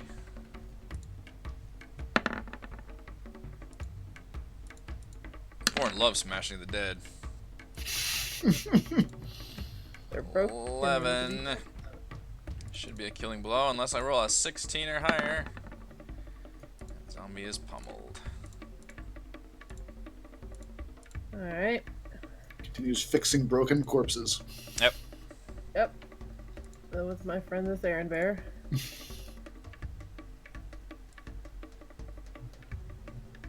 Alright, roll decently for once, computer. Blame the computer. There you go. Wow. Twice as good as you were doing earlier. Yeah. Much 4. better, computer. Much better. That's actually on the high end. It is. 12 will hit. Even the offhand damage is better. That zombie's looking real bad.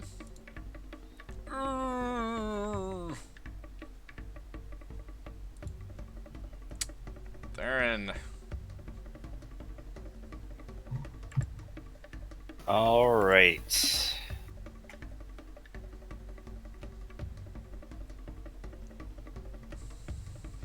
I'll attack that big zombie.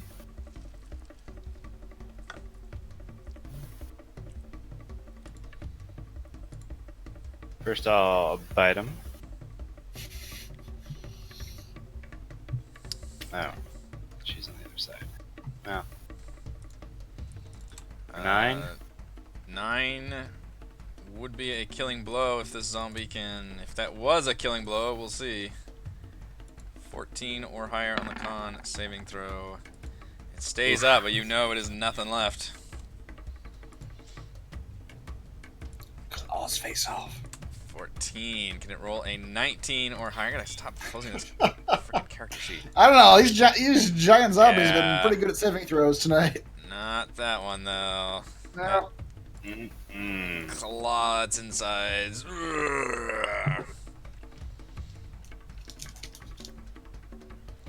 Goes down. These guys are dead. George, not much undead left. George is gonna go under Gorn's feet.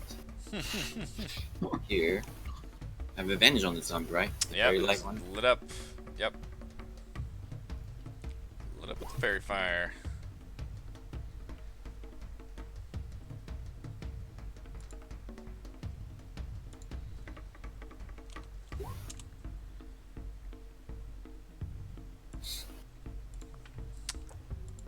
Undead fortitude.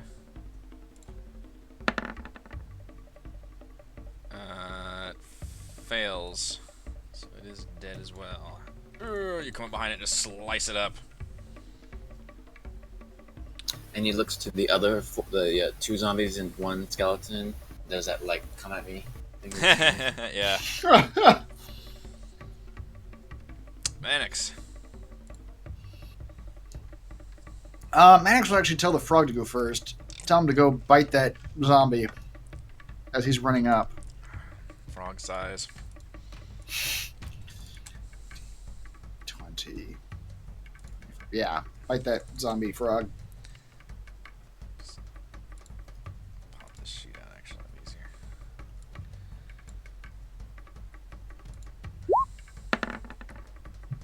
Hell yeah, it does. 2 damage, but it restrains that zombie in its tongue, and it grimaces. All right. I know you love eating zombies, frog. Rabbit. And I will rapier. Zombies are pretty bad God. AC. Yeah, thank God. Even stumbling and flailing about, you managed to hit a zombie. Yep. God. For 11 damage. Alright. Zaka will come up and respond in kind, which I think she's got advantage also if it's restrained. He's being held by the frog.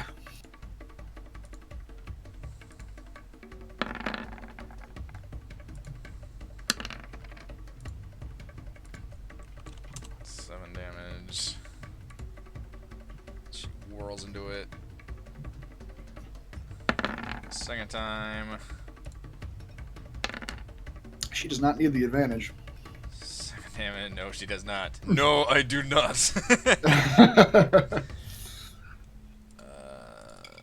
Zombie, can you do a 12 zombie? No, you cannot. Zombie dies in the frog's tongue. At this point, the zombies start to break into the shell, and now the screaming finally stops as the shell is splintered apart, and you see, or think you see, the creature inside finally just succumbing to the assault of the undead, smashing it.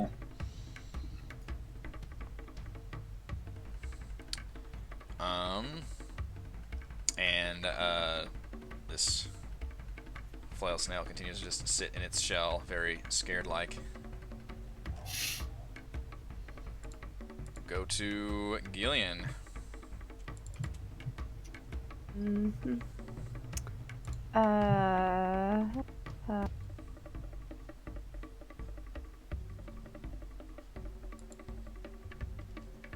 Here.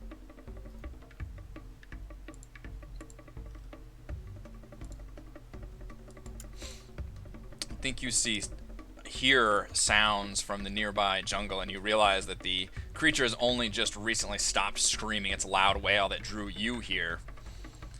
And you begin to hear like some sounds coming from the jungle that sound like growls and trees moving. Excellent. Normal little sound. Oh yeah, I'm gonna use my circlet of blasting. And I will aim it at the zombie right in front of me. 15 will hit a zombie. 7 damage. You've got 3 of them. 7. Ooh. 7 will Oh, just okay. not hit a zombie. Yeah. Try one more It's about time. the only thing that won't hit a zombie. Ooh. Wow. It's feast or famine. Saving it up. Yep. Yeah. 12. Let's see. If it's 12 plus 7, does that count as a kill? It's a 17. Yes. Is fire? Okay, I was about to say, does fire one of the things that he's... Apparently, no. No? Radiant Oh, okay. damage is what you need. Radiant, for that's what I'm auto. thinking of. Or a crit. You know what? It was a Gotcha. crit. So yeah, that would have. I just Yeah. said that. So crit auto kills anyway. Does not allow their undead fortitude. So yeah, your searing blast from the third one just blasts its head apart.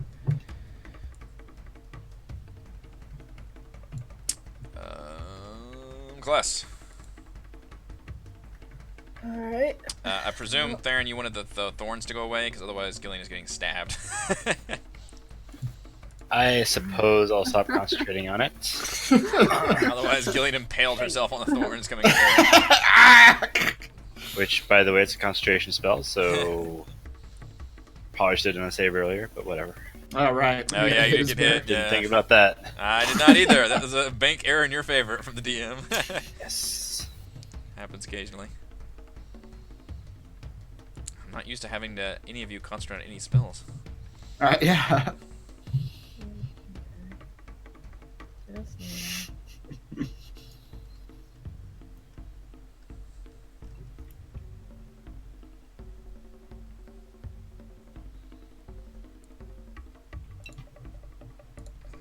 Damage. This looks like a particularly robust skeleton. Do you intend to put your... Oh, you did on sneak attack, yeah.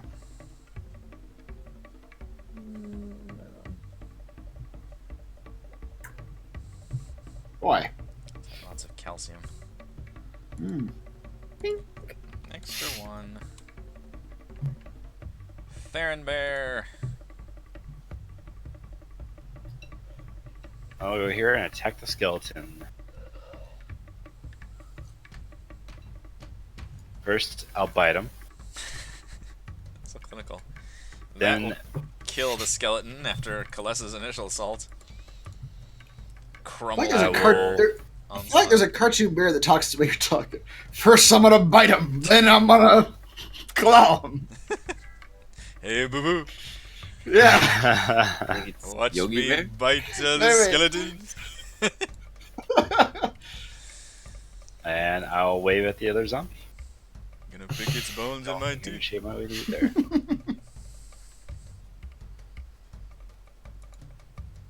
Hello, zombie.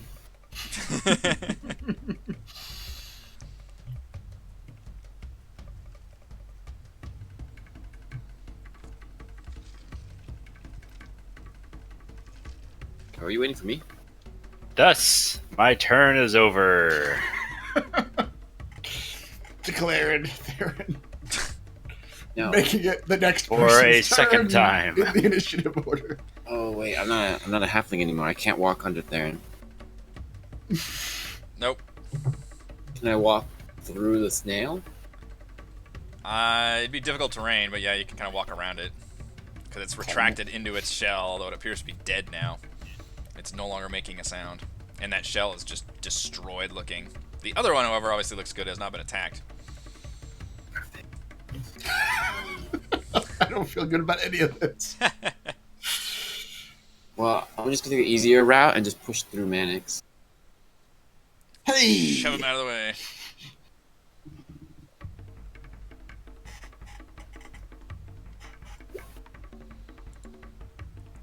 Hit that zombie for 8 damage.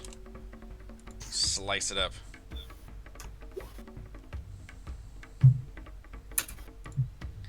Man. That zombie looks like it is almost dead. Almost. Mannix can steal the kill. Yep, Mr. Mannix. What I can do, actually... why is my thing doing that? Okay. Alright, stop that, computer. Trying to move my guy, it moves the whole map. Yeah, it's moving the whole fucking map every time I'm trying to move my dude. No. Alright, you're gonna have to Sorry, move my... Chris. What is going Just on? disappeared behind the frog, which seems on brand for Mannix, so I can't tell. I do it quickly. I've never been able to use this before. But... You heard that shot. There's a lot of good jokes for that setup. There are. This eye I for can- detail. I can take a bonus action to make a perception check to spot hidden creatures. I don't know if they're exactly hidden or just too far away, but I'm going to take a look around to see if I can spot whatever it was that we heard growling a second ago. Okay.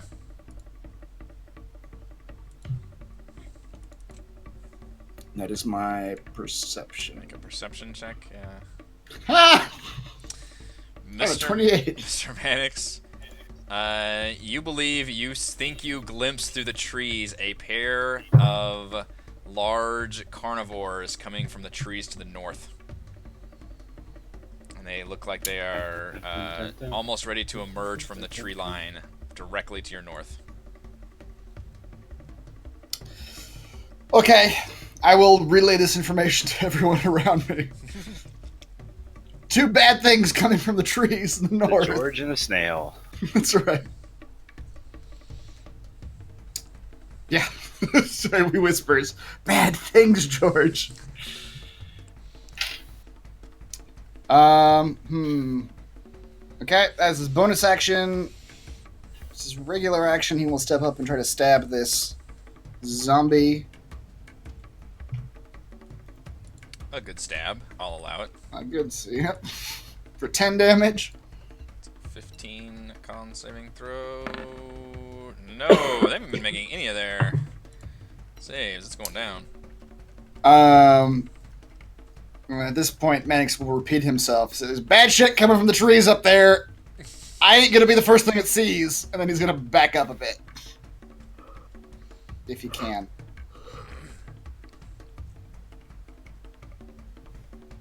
Okay.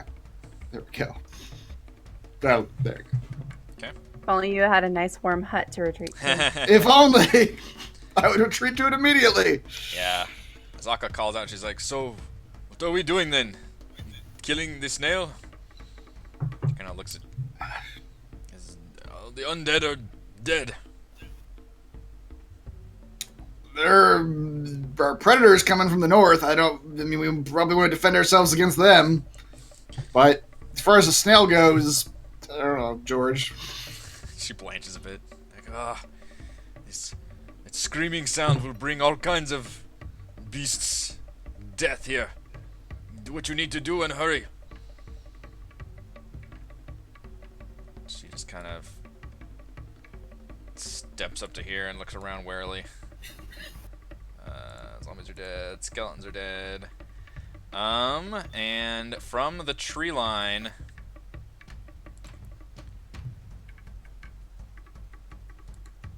a pair of two rather large carnivores emerge. Uh-oh. They look very interested in Ooh. what's going on here. They were drawn by the sounds of the shrieking snail and the fighting. And they kind of look at the snail shell with hunger, but they also see all of you. And they begin running at a full sprint out of the tree line. One of them runs and jumps on top of the shell and attempts to bite at it. You son of a bitch. Claws at the shell. Not George's shell. Not the shell. I believe this thing has a plus AC, so that does not hit the shell. When it's retracted in there, it's got super bonuses. And the other one is going to run at George and attempt to pounce with a claw attack on George. 22.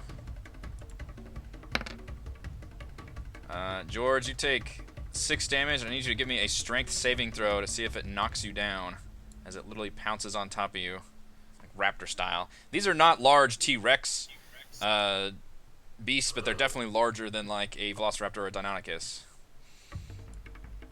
Some might say as large as an Allosaurus. Some might. You might say that. You do make the save, so you are not knocked down, George.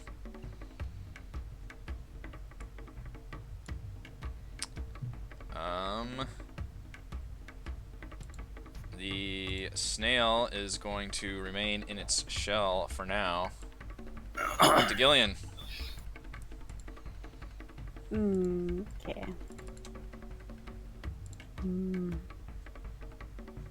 Actually, sorry. The snail on its turn is going. As the dinosaur attacked, this bright shining light suddenly spills out, and it sheds light out of its scintillating shell.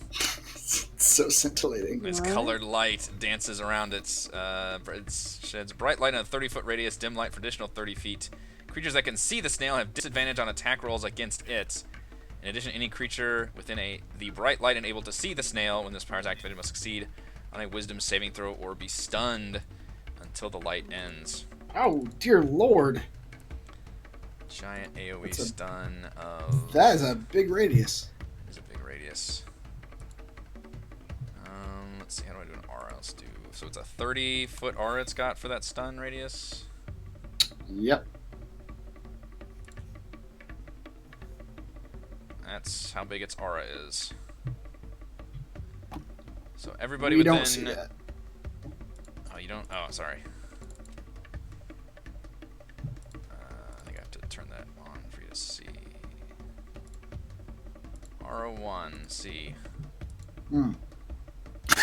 That's everybody. That's everybody.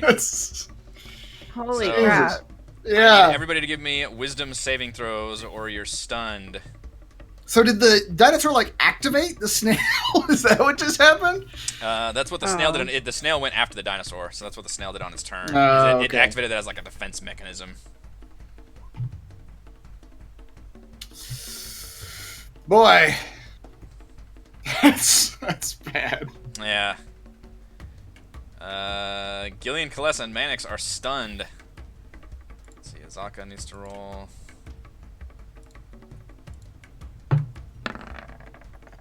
Zaka makes a save. Warren needs to roll. Warren makes a save. Does my frog need to make a save? Frog does need to make a save. Thank you. I'm trying to see all who's here. How wise is Mr. Frog? Of course he is. Frog makes it with flying colors. It says until the light ends. I'm trying to look up and see when the hell this light ends. The beginning of the spell says until the end of the next turn. Until the end of the snail's next turn. snail's next Okay. turn. Yeah. So this full round, basically, everybody who failed is stunned. All right, so Gillian, Dinosaurs you're have to roll. Oh yeah, the dinosaurs. the who? Oh, the dinosaurs. Thank you. Yeah, the reason the fucking snail did that. Yeah. All right, dinosaur 1 fails barely. And dinosaur 2. I don't know why I closed my sheet between. It's the same damn creature. All right, both dinos fail, so they're also stunned. Boy, that is an effect. That is an effect. It's an emergency. It's kind of like the effect. Thanos snap where half of us got. That's right. Those are So Gillian Out is of my- stunned. Kaless is stunned. Theron. The only people going in this entire round are Theron and George and the snail, and I guess the NPCs, Azaka and Vorn and the frog. All right, Theron. All right. I think the disadvantage is only against if you attack the snail too. It looks like. Yeah. Even though it's blinding light everywhere. Yeah, if they're stunned, you have attack rolls against them. All right. I'm going to go back to a dwarf form. oh. Oh yeah. Oh. And Good cast Animal Friendship at level 2 on both of the dinosaurs. Oh. Oh. I'll get closer to range of both of them. One action. Can you cast it on both of them? Oh, you cast level 2. Okay. Yeah.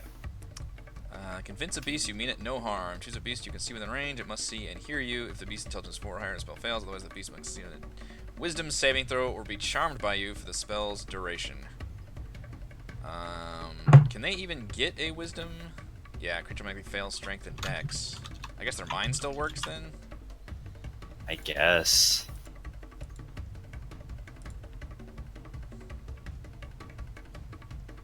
What's the intelligence though? Is it 4 or higher? No, they're definitely appear to be beasts. I looked it up.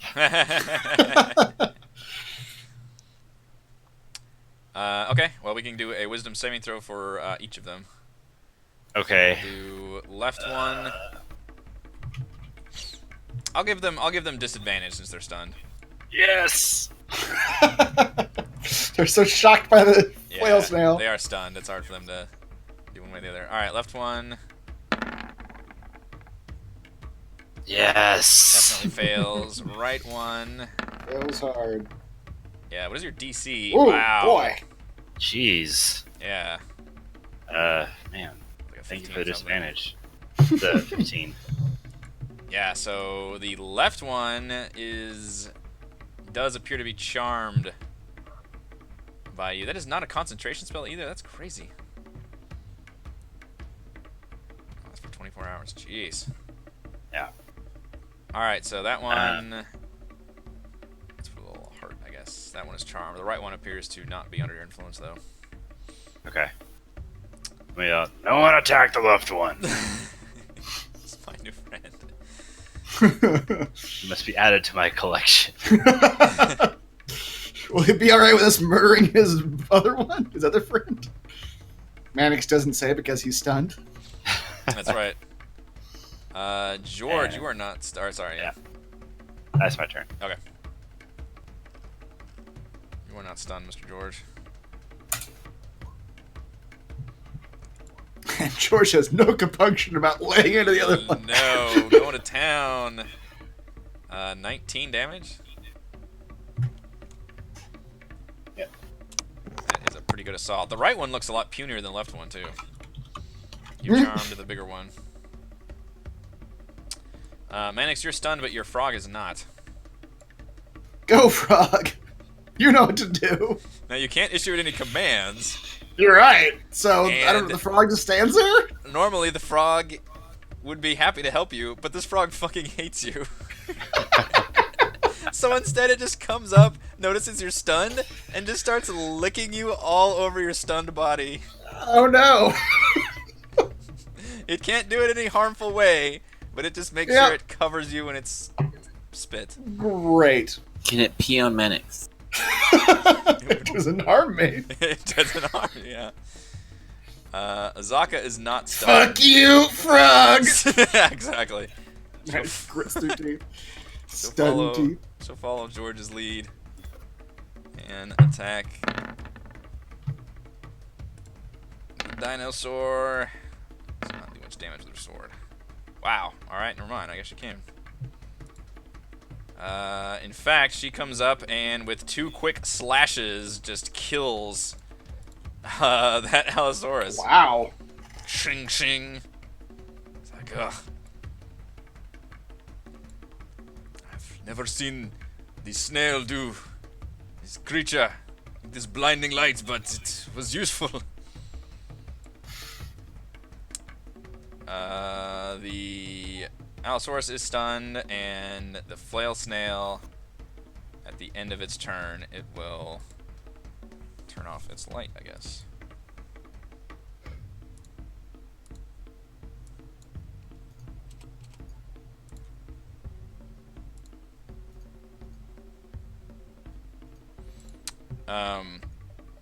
It will emerge from its shell and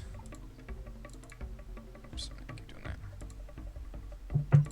Turn around, and all of its appendage, like it's just nasty, like slimy creature comes out, and it's got these big spiky balls for the appendages, and it just turns and starts wailing on the stunned dinosaur, the one that you charmed. And it has 5 of these tentacles that it flails with, if you will. Whales and flails. Sorry, it does not have advantage. But a 19 will hit the dinosaur for 6 damage. Attack the second tentacle.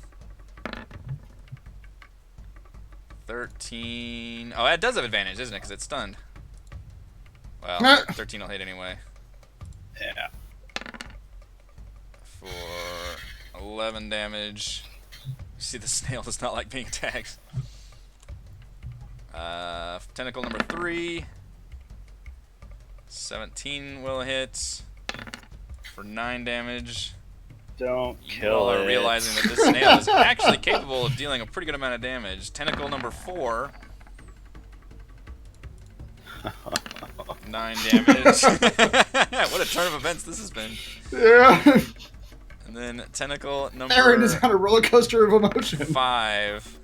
It's going to hit with all 5 of its tentacles Jesus. for 8 damage. That dinosaur is still up. It was a lot hardier than the other one. But it is on its last legs. And yeah, the snail was just wailing on it. Alright, Gillian, you are no longer stunned. The snail is killing the stunned dinosaur, which is also Theron's friend. I am very confused about what I don't know what our goal is right now. I Like, was about to say, what is this all for George's collection? Like, what was? Why are we saving these snails? what are we doing? Why are we saving the snails? Are we saving the snail or are we killing the snail? We're not I'm saving very... the snail. We're just taking its shell. We're okay. So why can't we take the shell of the dead one? It's broken. That one is heavily destroyed now. So, but does that mean we have to kill the snail? Yes. Okay. Generally So we're surprising. killing. The tables have turned, and now we want to kill the snail and keep the dinosaur alive. I don't understand. Okay, I don't either. sorry. How is this other dinosaur looking? You all woke up from your stunned status having just completely different shifted battlefield. This whole thing has gone topsy-turvy. Look, it's like those games where everyone has their own secret objective, okay? The dinosaur, Theron wants the dinosaur to He wants to to turn morph into it. He wants to Okay. yeah. and the frog and the wants to eat dinosaur is quite injured at this point. Yes. Yes. Yeah. Okay. So now our mission is to save the dinosaur. I don't know. Yes. I am It is. confused. That's funny. This is Okay. a moral quagmire, and Mannix wants no part of it. I will attempt to cast sleep on the dinosaur. Perfect. That is the perfect solution to this problem. Nice. We'll deal with it later. And then if there's any leftover points, I will also cast it on the snail. Okay.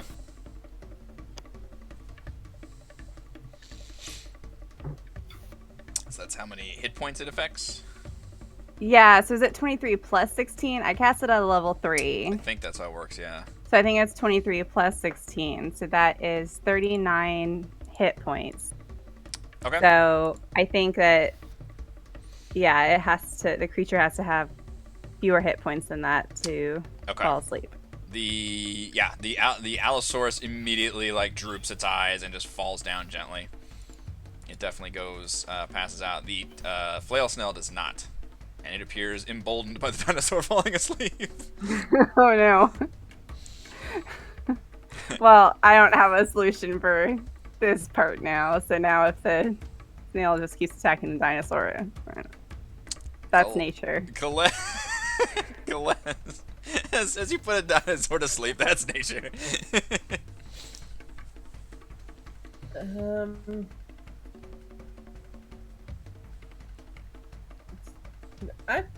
Can we just like usher the snail away? Just put, I don't know. Presumably, you think you can kill or try to kill the snail without destroying the shell like the undead did. I mean, they were destroying that shell. Why do we want to kill the snail? Yeah. No. This entire session, no one knows what's happening. Celeste has no dog in this fight now. She just bows out. Yep. I think we lost Chris again. Yeah,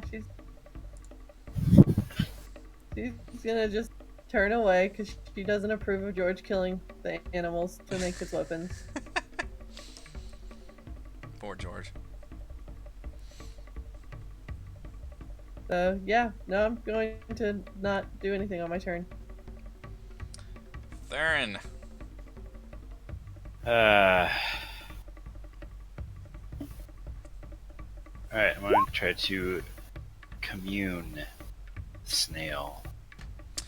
Theron, before you cast the spell, you are pretty sure the snail is not a beast.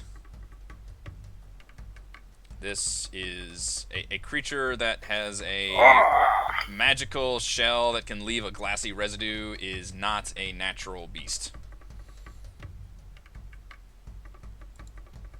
Alright.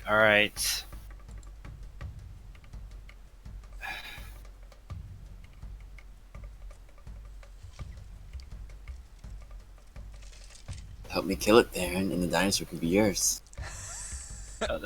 No. I'm gonna help you kill an innocent snail. Innocent snail.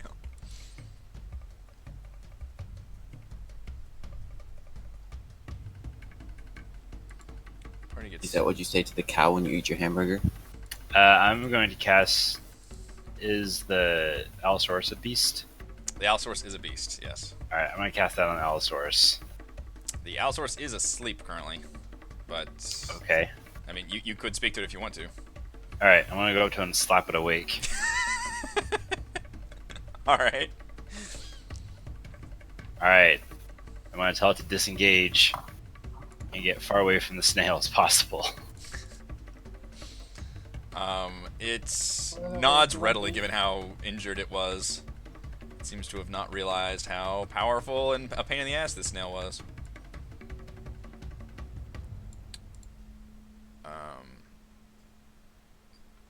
So yeah, it will agree to do that.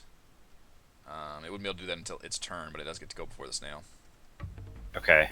And then I'm just going to stare at the snail and then point at George. And then make the cutting the throat motion. For the snail Do to with kill that George. as you will. Alright, George.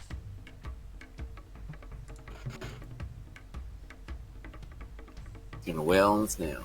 Wail on the snail. 20 will hit. 8 damage. That snail reels back.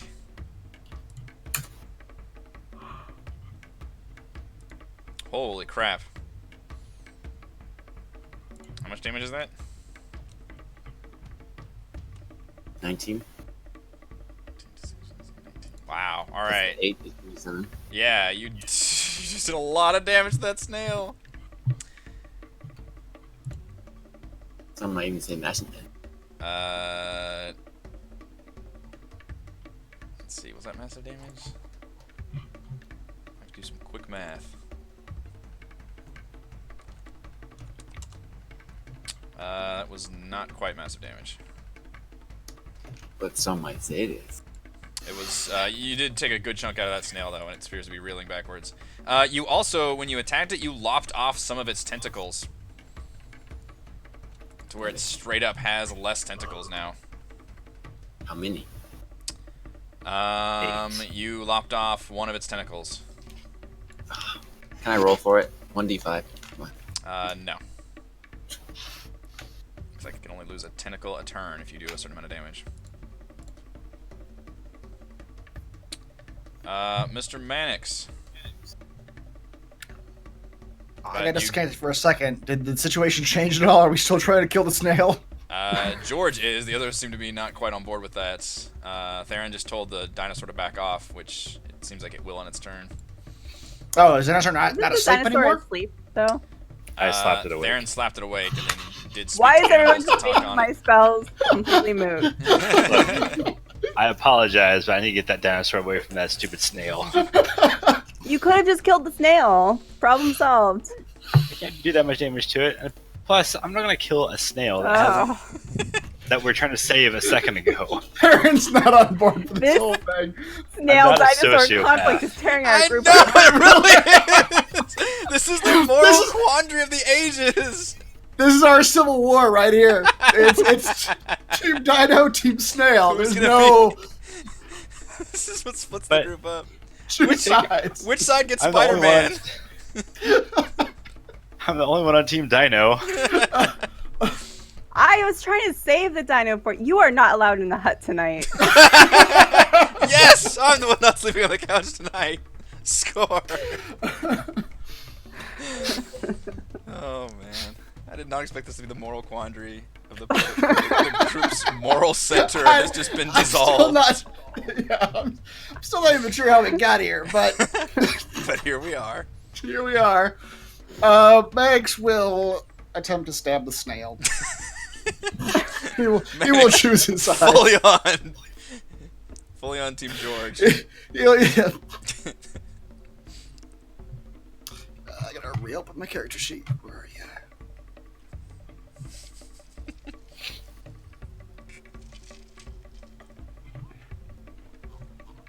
Will an 18 hit the flail snail? It will. All right. Seems to have a pretty good defense, but an 18 is a good roll. Yeah. 13 damage. Wow. That snail is looking pretty fucked up. You also, when you attack, you lop off one of its tentacles. Oh.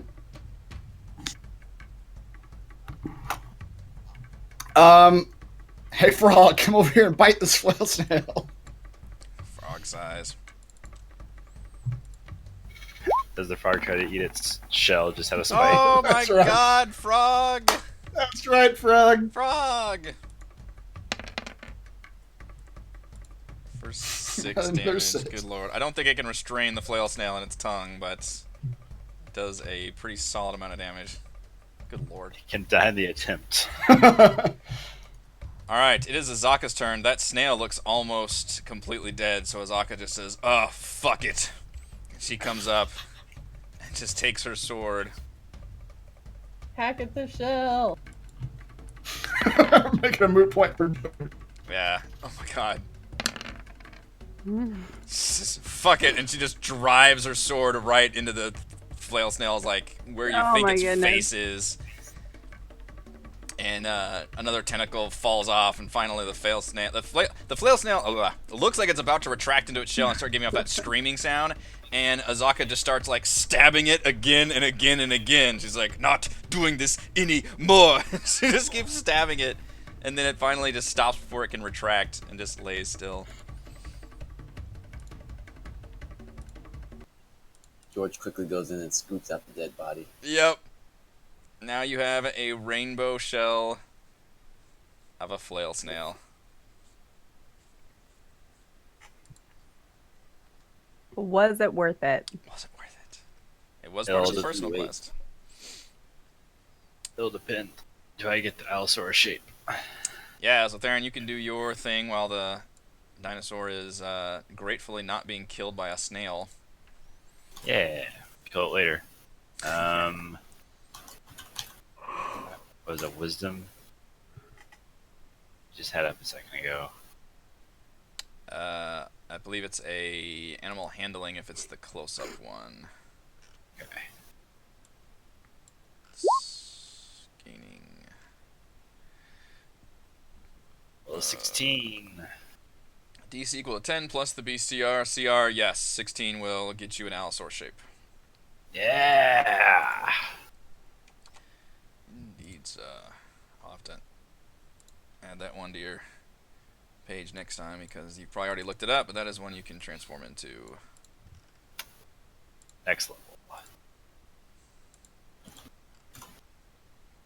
Which it basically just has the stat block of like a slightly bigger tiger, although it does have a lot more hit points than a bear.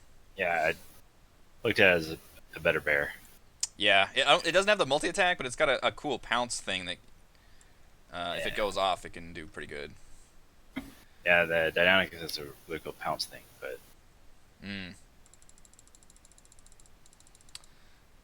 yes, George. Yeah, that's how you got the Thorn Blade. So your update now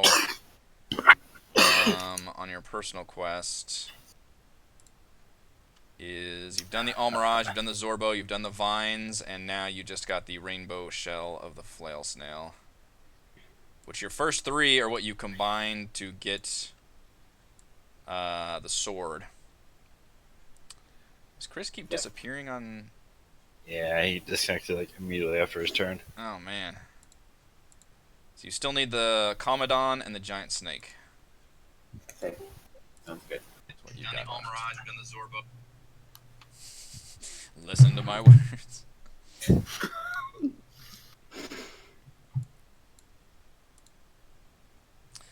Alright, you are able to long rest after all this and get your shit back with the help of the hut. The dinosaur is going to be hard to maintain, though, since you can't keep it in the hut with you.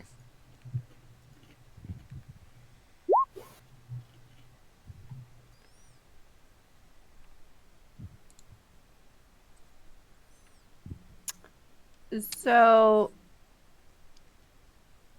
hold on. Oh, never mind.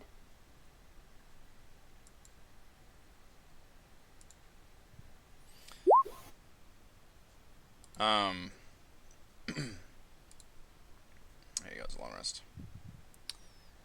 You all can continue on your trip past the swamp, so that you're kind of still in like, now you're in like a mix of swampy forest. When is it a new dawn? We can say, oh shit, I got rid of the X there. Shoot.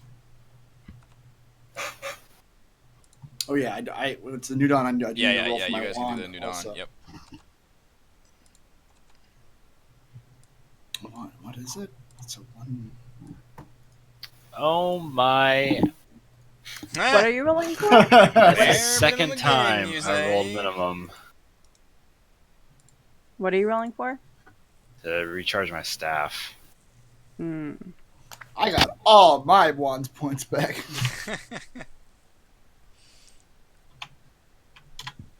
I rolled 2 ones in a row for that. Oh boy. You all travel for a couple more days to the eastern part of the swamp. Let's do back to the map real quickly, but So you get to recharge again for each dawn. yeah, that's true. You guys can have 2 more rolls, which, I mean, you should be able to get max at that point. Yep. Yeah, I already maxed mine out, so yeah. You it takes you another 3 days before you reach a large clearing in the jungle. Above you, a massive chunk of earth and rock torn from the earth drifts over the swampy forest over 100 feet above the ground. A petrified tree towers above the stone with its stone roots protruding from the bottom. Between the shape of the rock and the branching of the tree's limbs, it creates the impression of a gigantic stone heart hanging in the sky. The impression is only made more gruesome by the red liquid dripping from the roots. You see a cave mouth in the side of the slowly rotating heart and a staircase winding from the cave up to the flattened top where the petrified tree stands. The staircase definitely isn't natural. It appears to be carved with tools into the rock.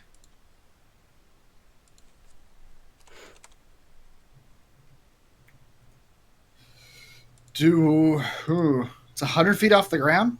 Over 100 feet off the ground. You're not quite sure what Oh, estimate okay. it. Oh boy, look at that. Yep. And Azaka just kind of breathes, like sighs respectfully up at that. And she's like, the Heart of Ubtao.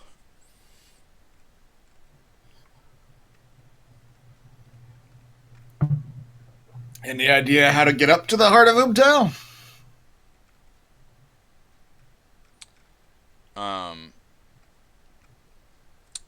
She says that in her culture, it's said to be the petrified heart of their lost god, Ubtao. Some do make pilgrimages to it, but typically it involves having to obviously have some kind of flying capabilities, or riding on some kind of flying creature, or doing some way to get up there.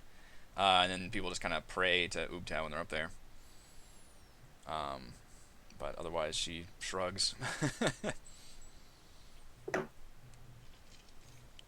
Huh. None of us can fly, right? Not yet.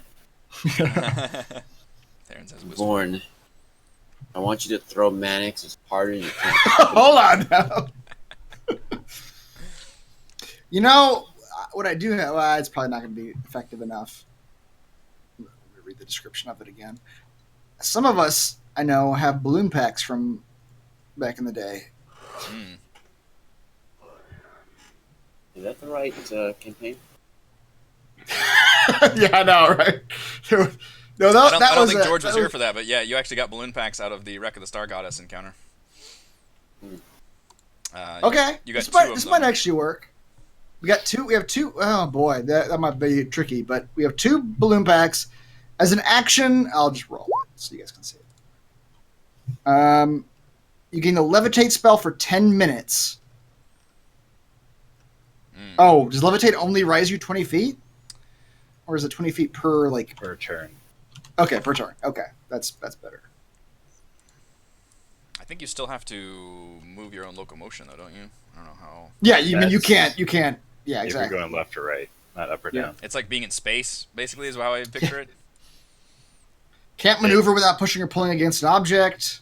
Yeah, you move up to 20 feet and remain suspended there for the duration. Oh, it's only up to. No. But I think you can change your altitude. You just have to be able to push off something, basically. Like I picture it like being in space or something. You can't control anything unless you push off of something, but you're always rising.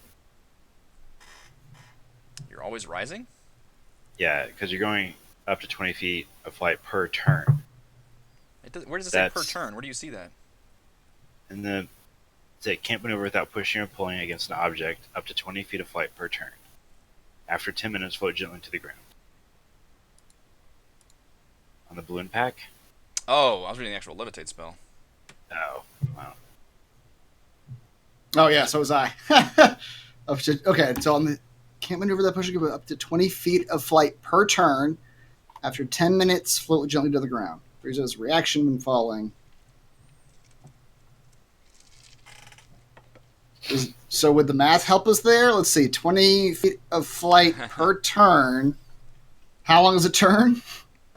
6 seconds? Yep. It lasts for 10 minutes. How many 6-second durations are there in 10 minutes? That should be a lot. I mean, you've got... 100? Yep, 100. 100. So 100 times 20, we could rise 200 feet in the air. No, 100 times 20 is 2,000. 2. 2,000. Yeah. 0 missing. Yep. You wager that rock is definitely not 2,000 feet in the air. Yeah. Okay, so the only tricky part, there's 2 tricky parts to this. One is we only have 2 balloon packs, and there's 5 of us. And 2 more is than we that, gotta, count we the gotta. NPCs, yeah. Yeah, I And assume plus, in the levitate spell, it says you can change the target's altitude by up to 20 feet in either direction on your turn. Oh, okay. So if you, with the levitate spell, you can control it a little bit like that. Yeah. Levitate spells, the target can move only by pushing or pulling against a fixed object. Right. That's The target, but the caster can increase it by 20, right? That's only if you're trying to, like, move anywhere else. An unwilling creature? Like, the levitate spell is basically, like, you put a balloon on someone and you can control the balloon rising or falling, but you still can't control locomotion anywhere else. Yeah, getting it left or right. So, okay. Yeah, There's that. There's the fact that we only have 2 for 5 of us, and then the other problem is aiming, because there's no, like you just said, there's no locomotion left northeast, south, or west. So we're just going straight up from wherever we activate the thing. It's like Yeah, space. hopefully That's what there's it no pictures.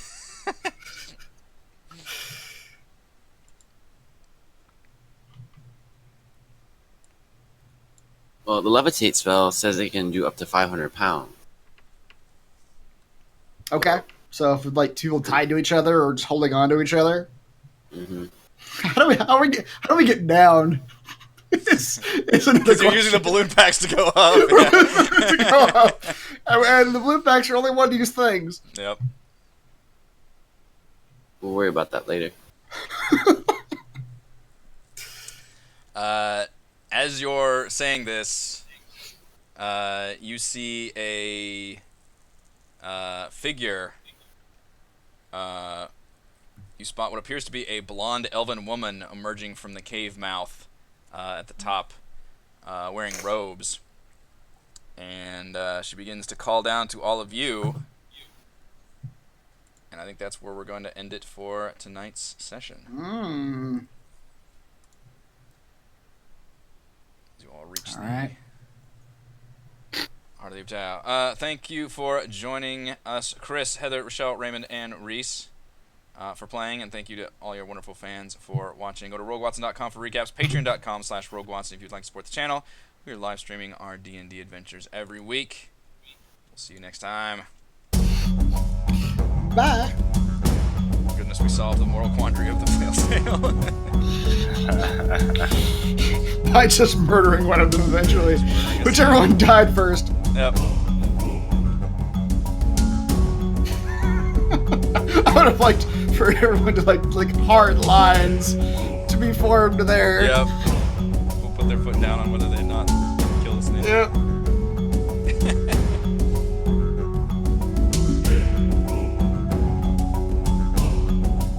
Close to just stay out of it. Dylan just wants to put the snail to sleep. That's right. Yep. Diplomacy won't work here. It's action. You can't be neutral. Sure, Mannix couldn't care at all about the snail, so. Yeah. Yeah, he stabbed it anyway. Yep. I mean, like, doesn't care if he dies or not. Oh, yeah. Right. The moral quandary isn't. Yeah. Yeah, it's not there. The snail had no treasure for him. That shell is worth 5,000 gold. What? Now, how do you feel? Now I collect the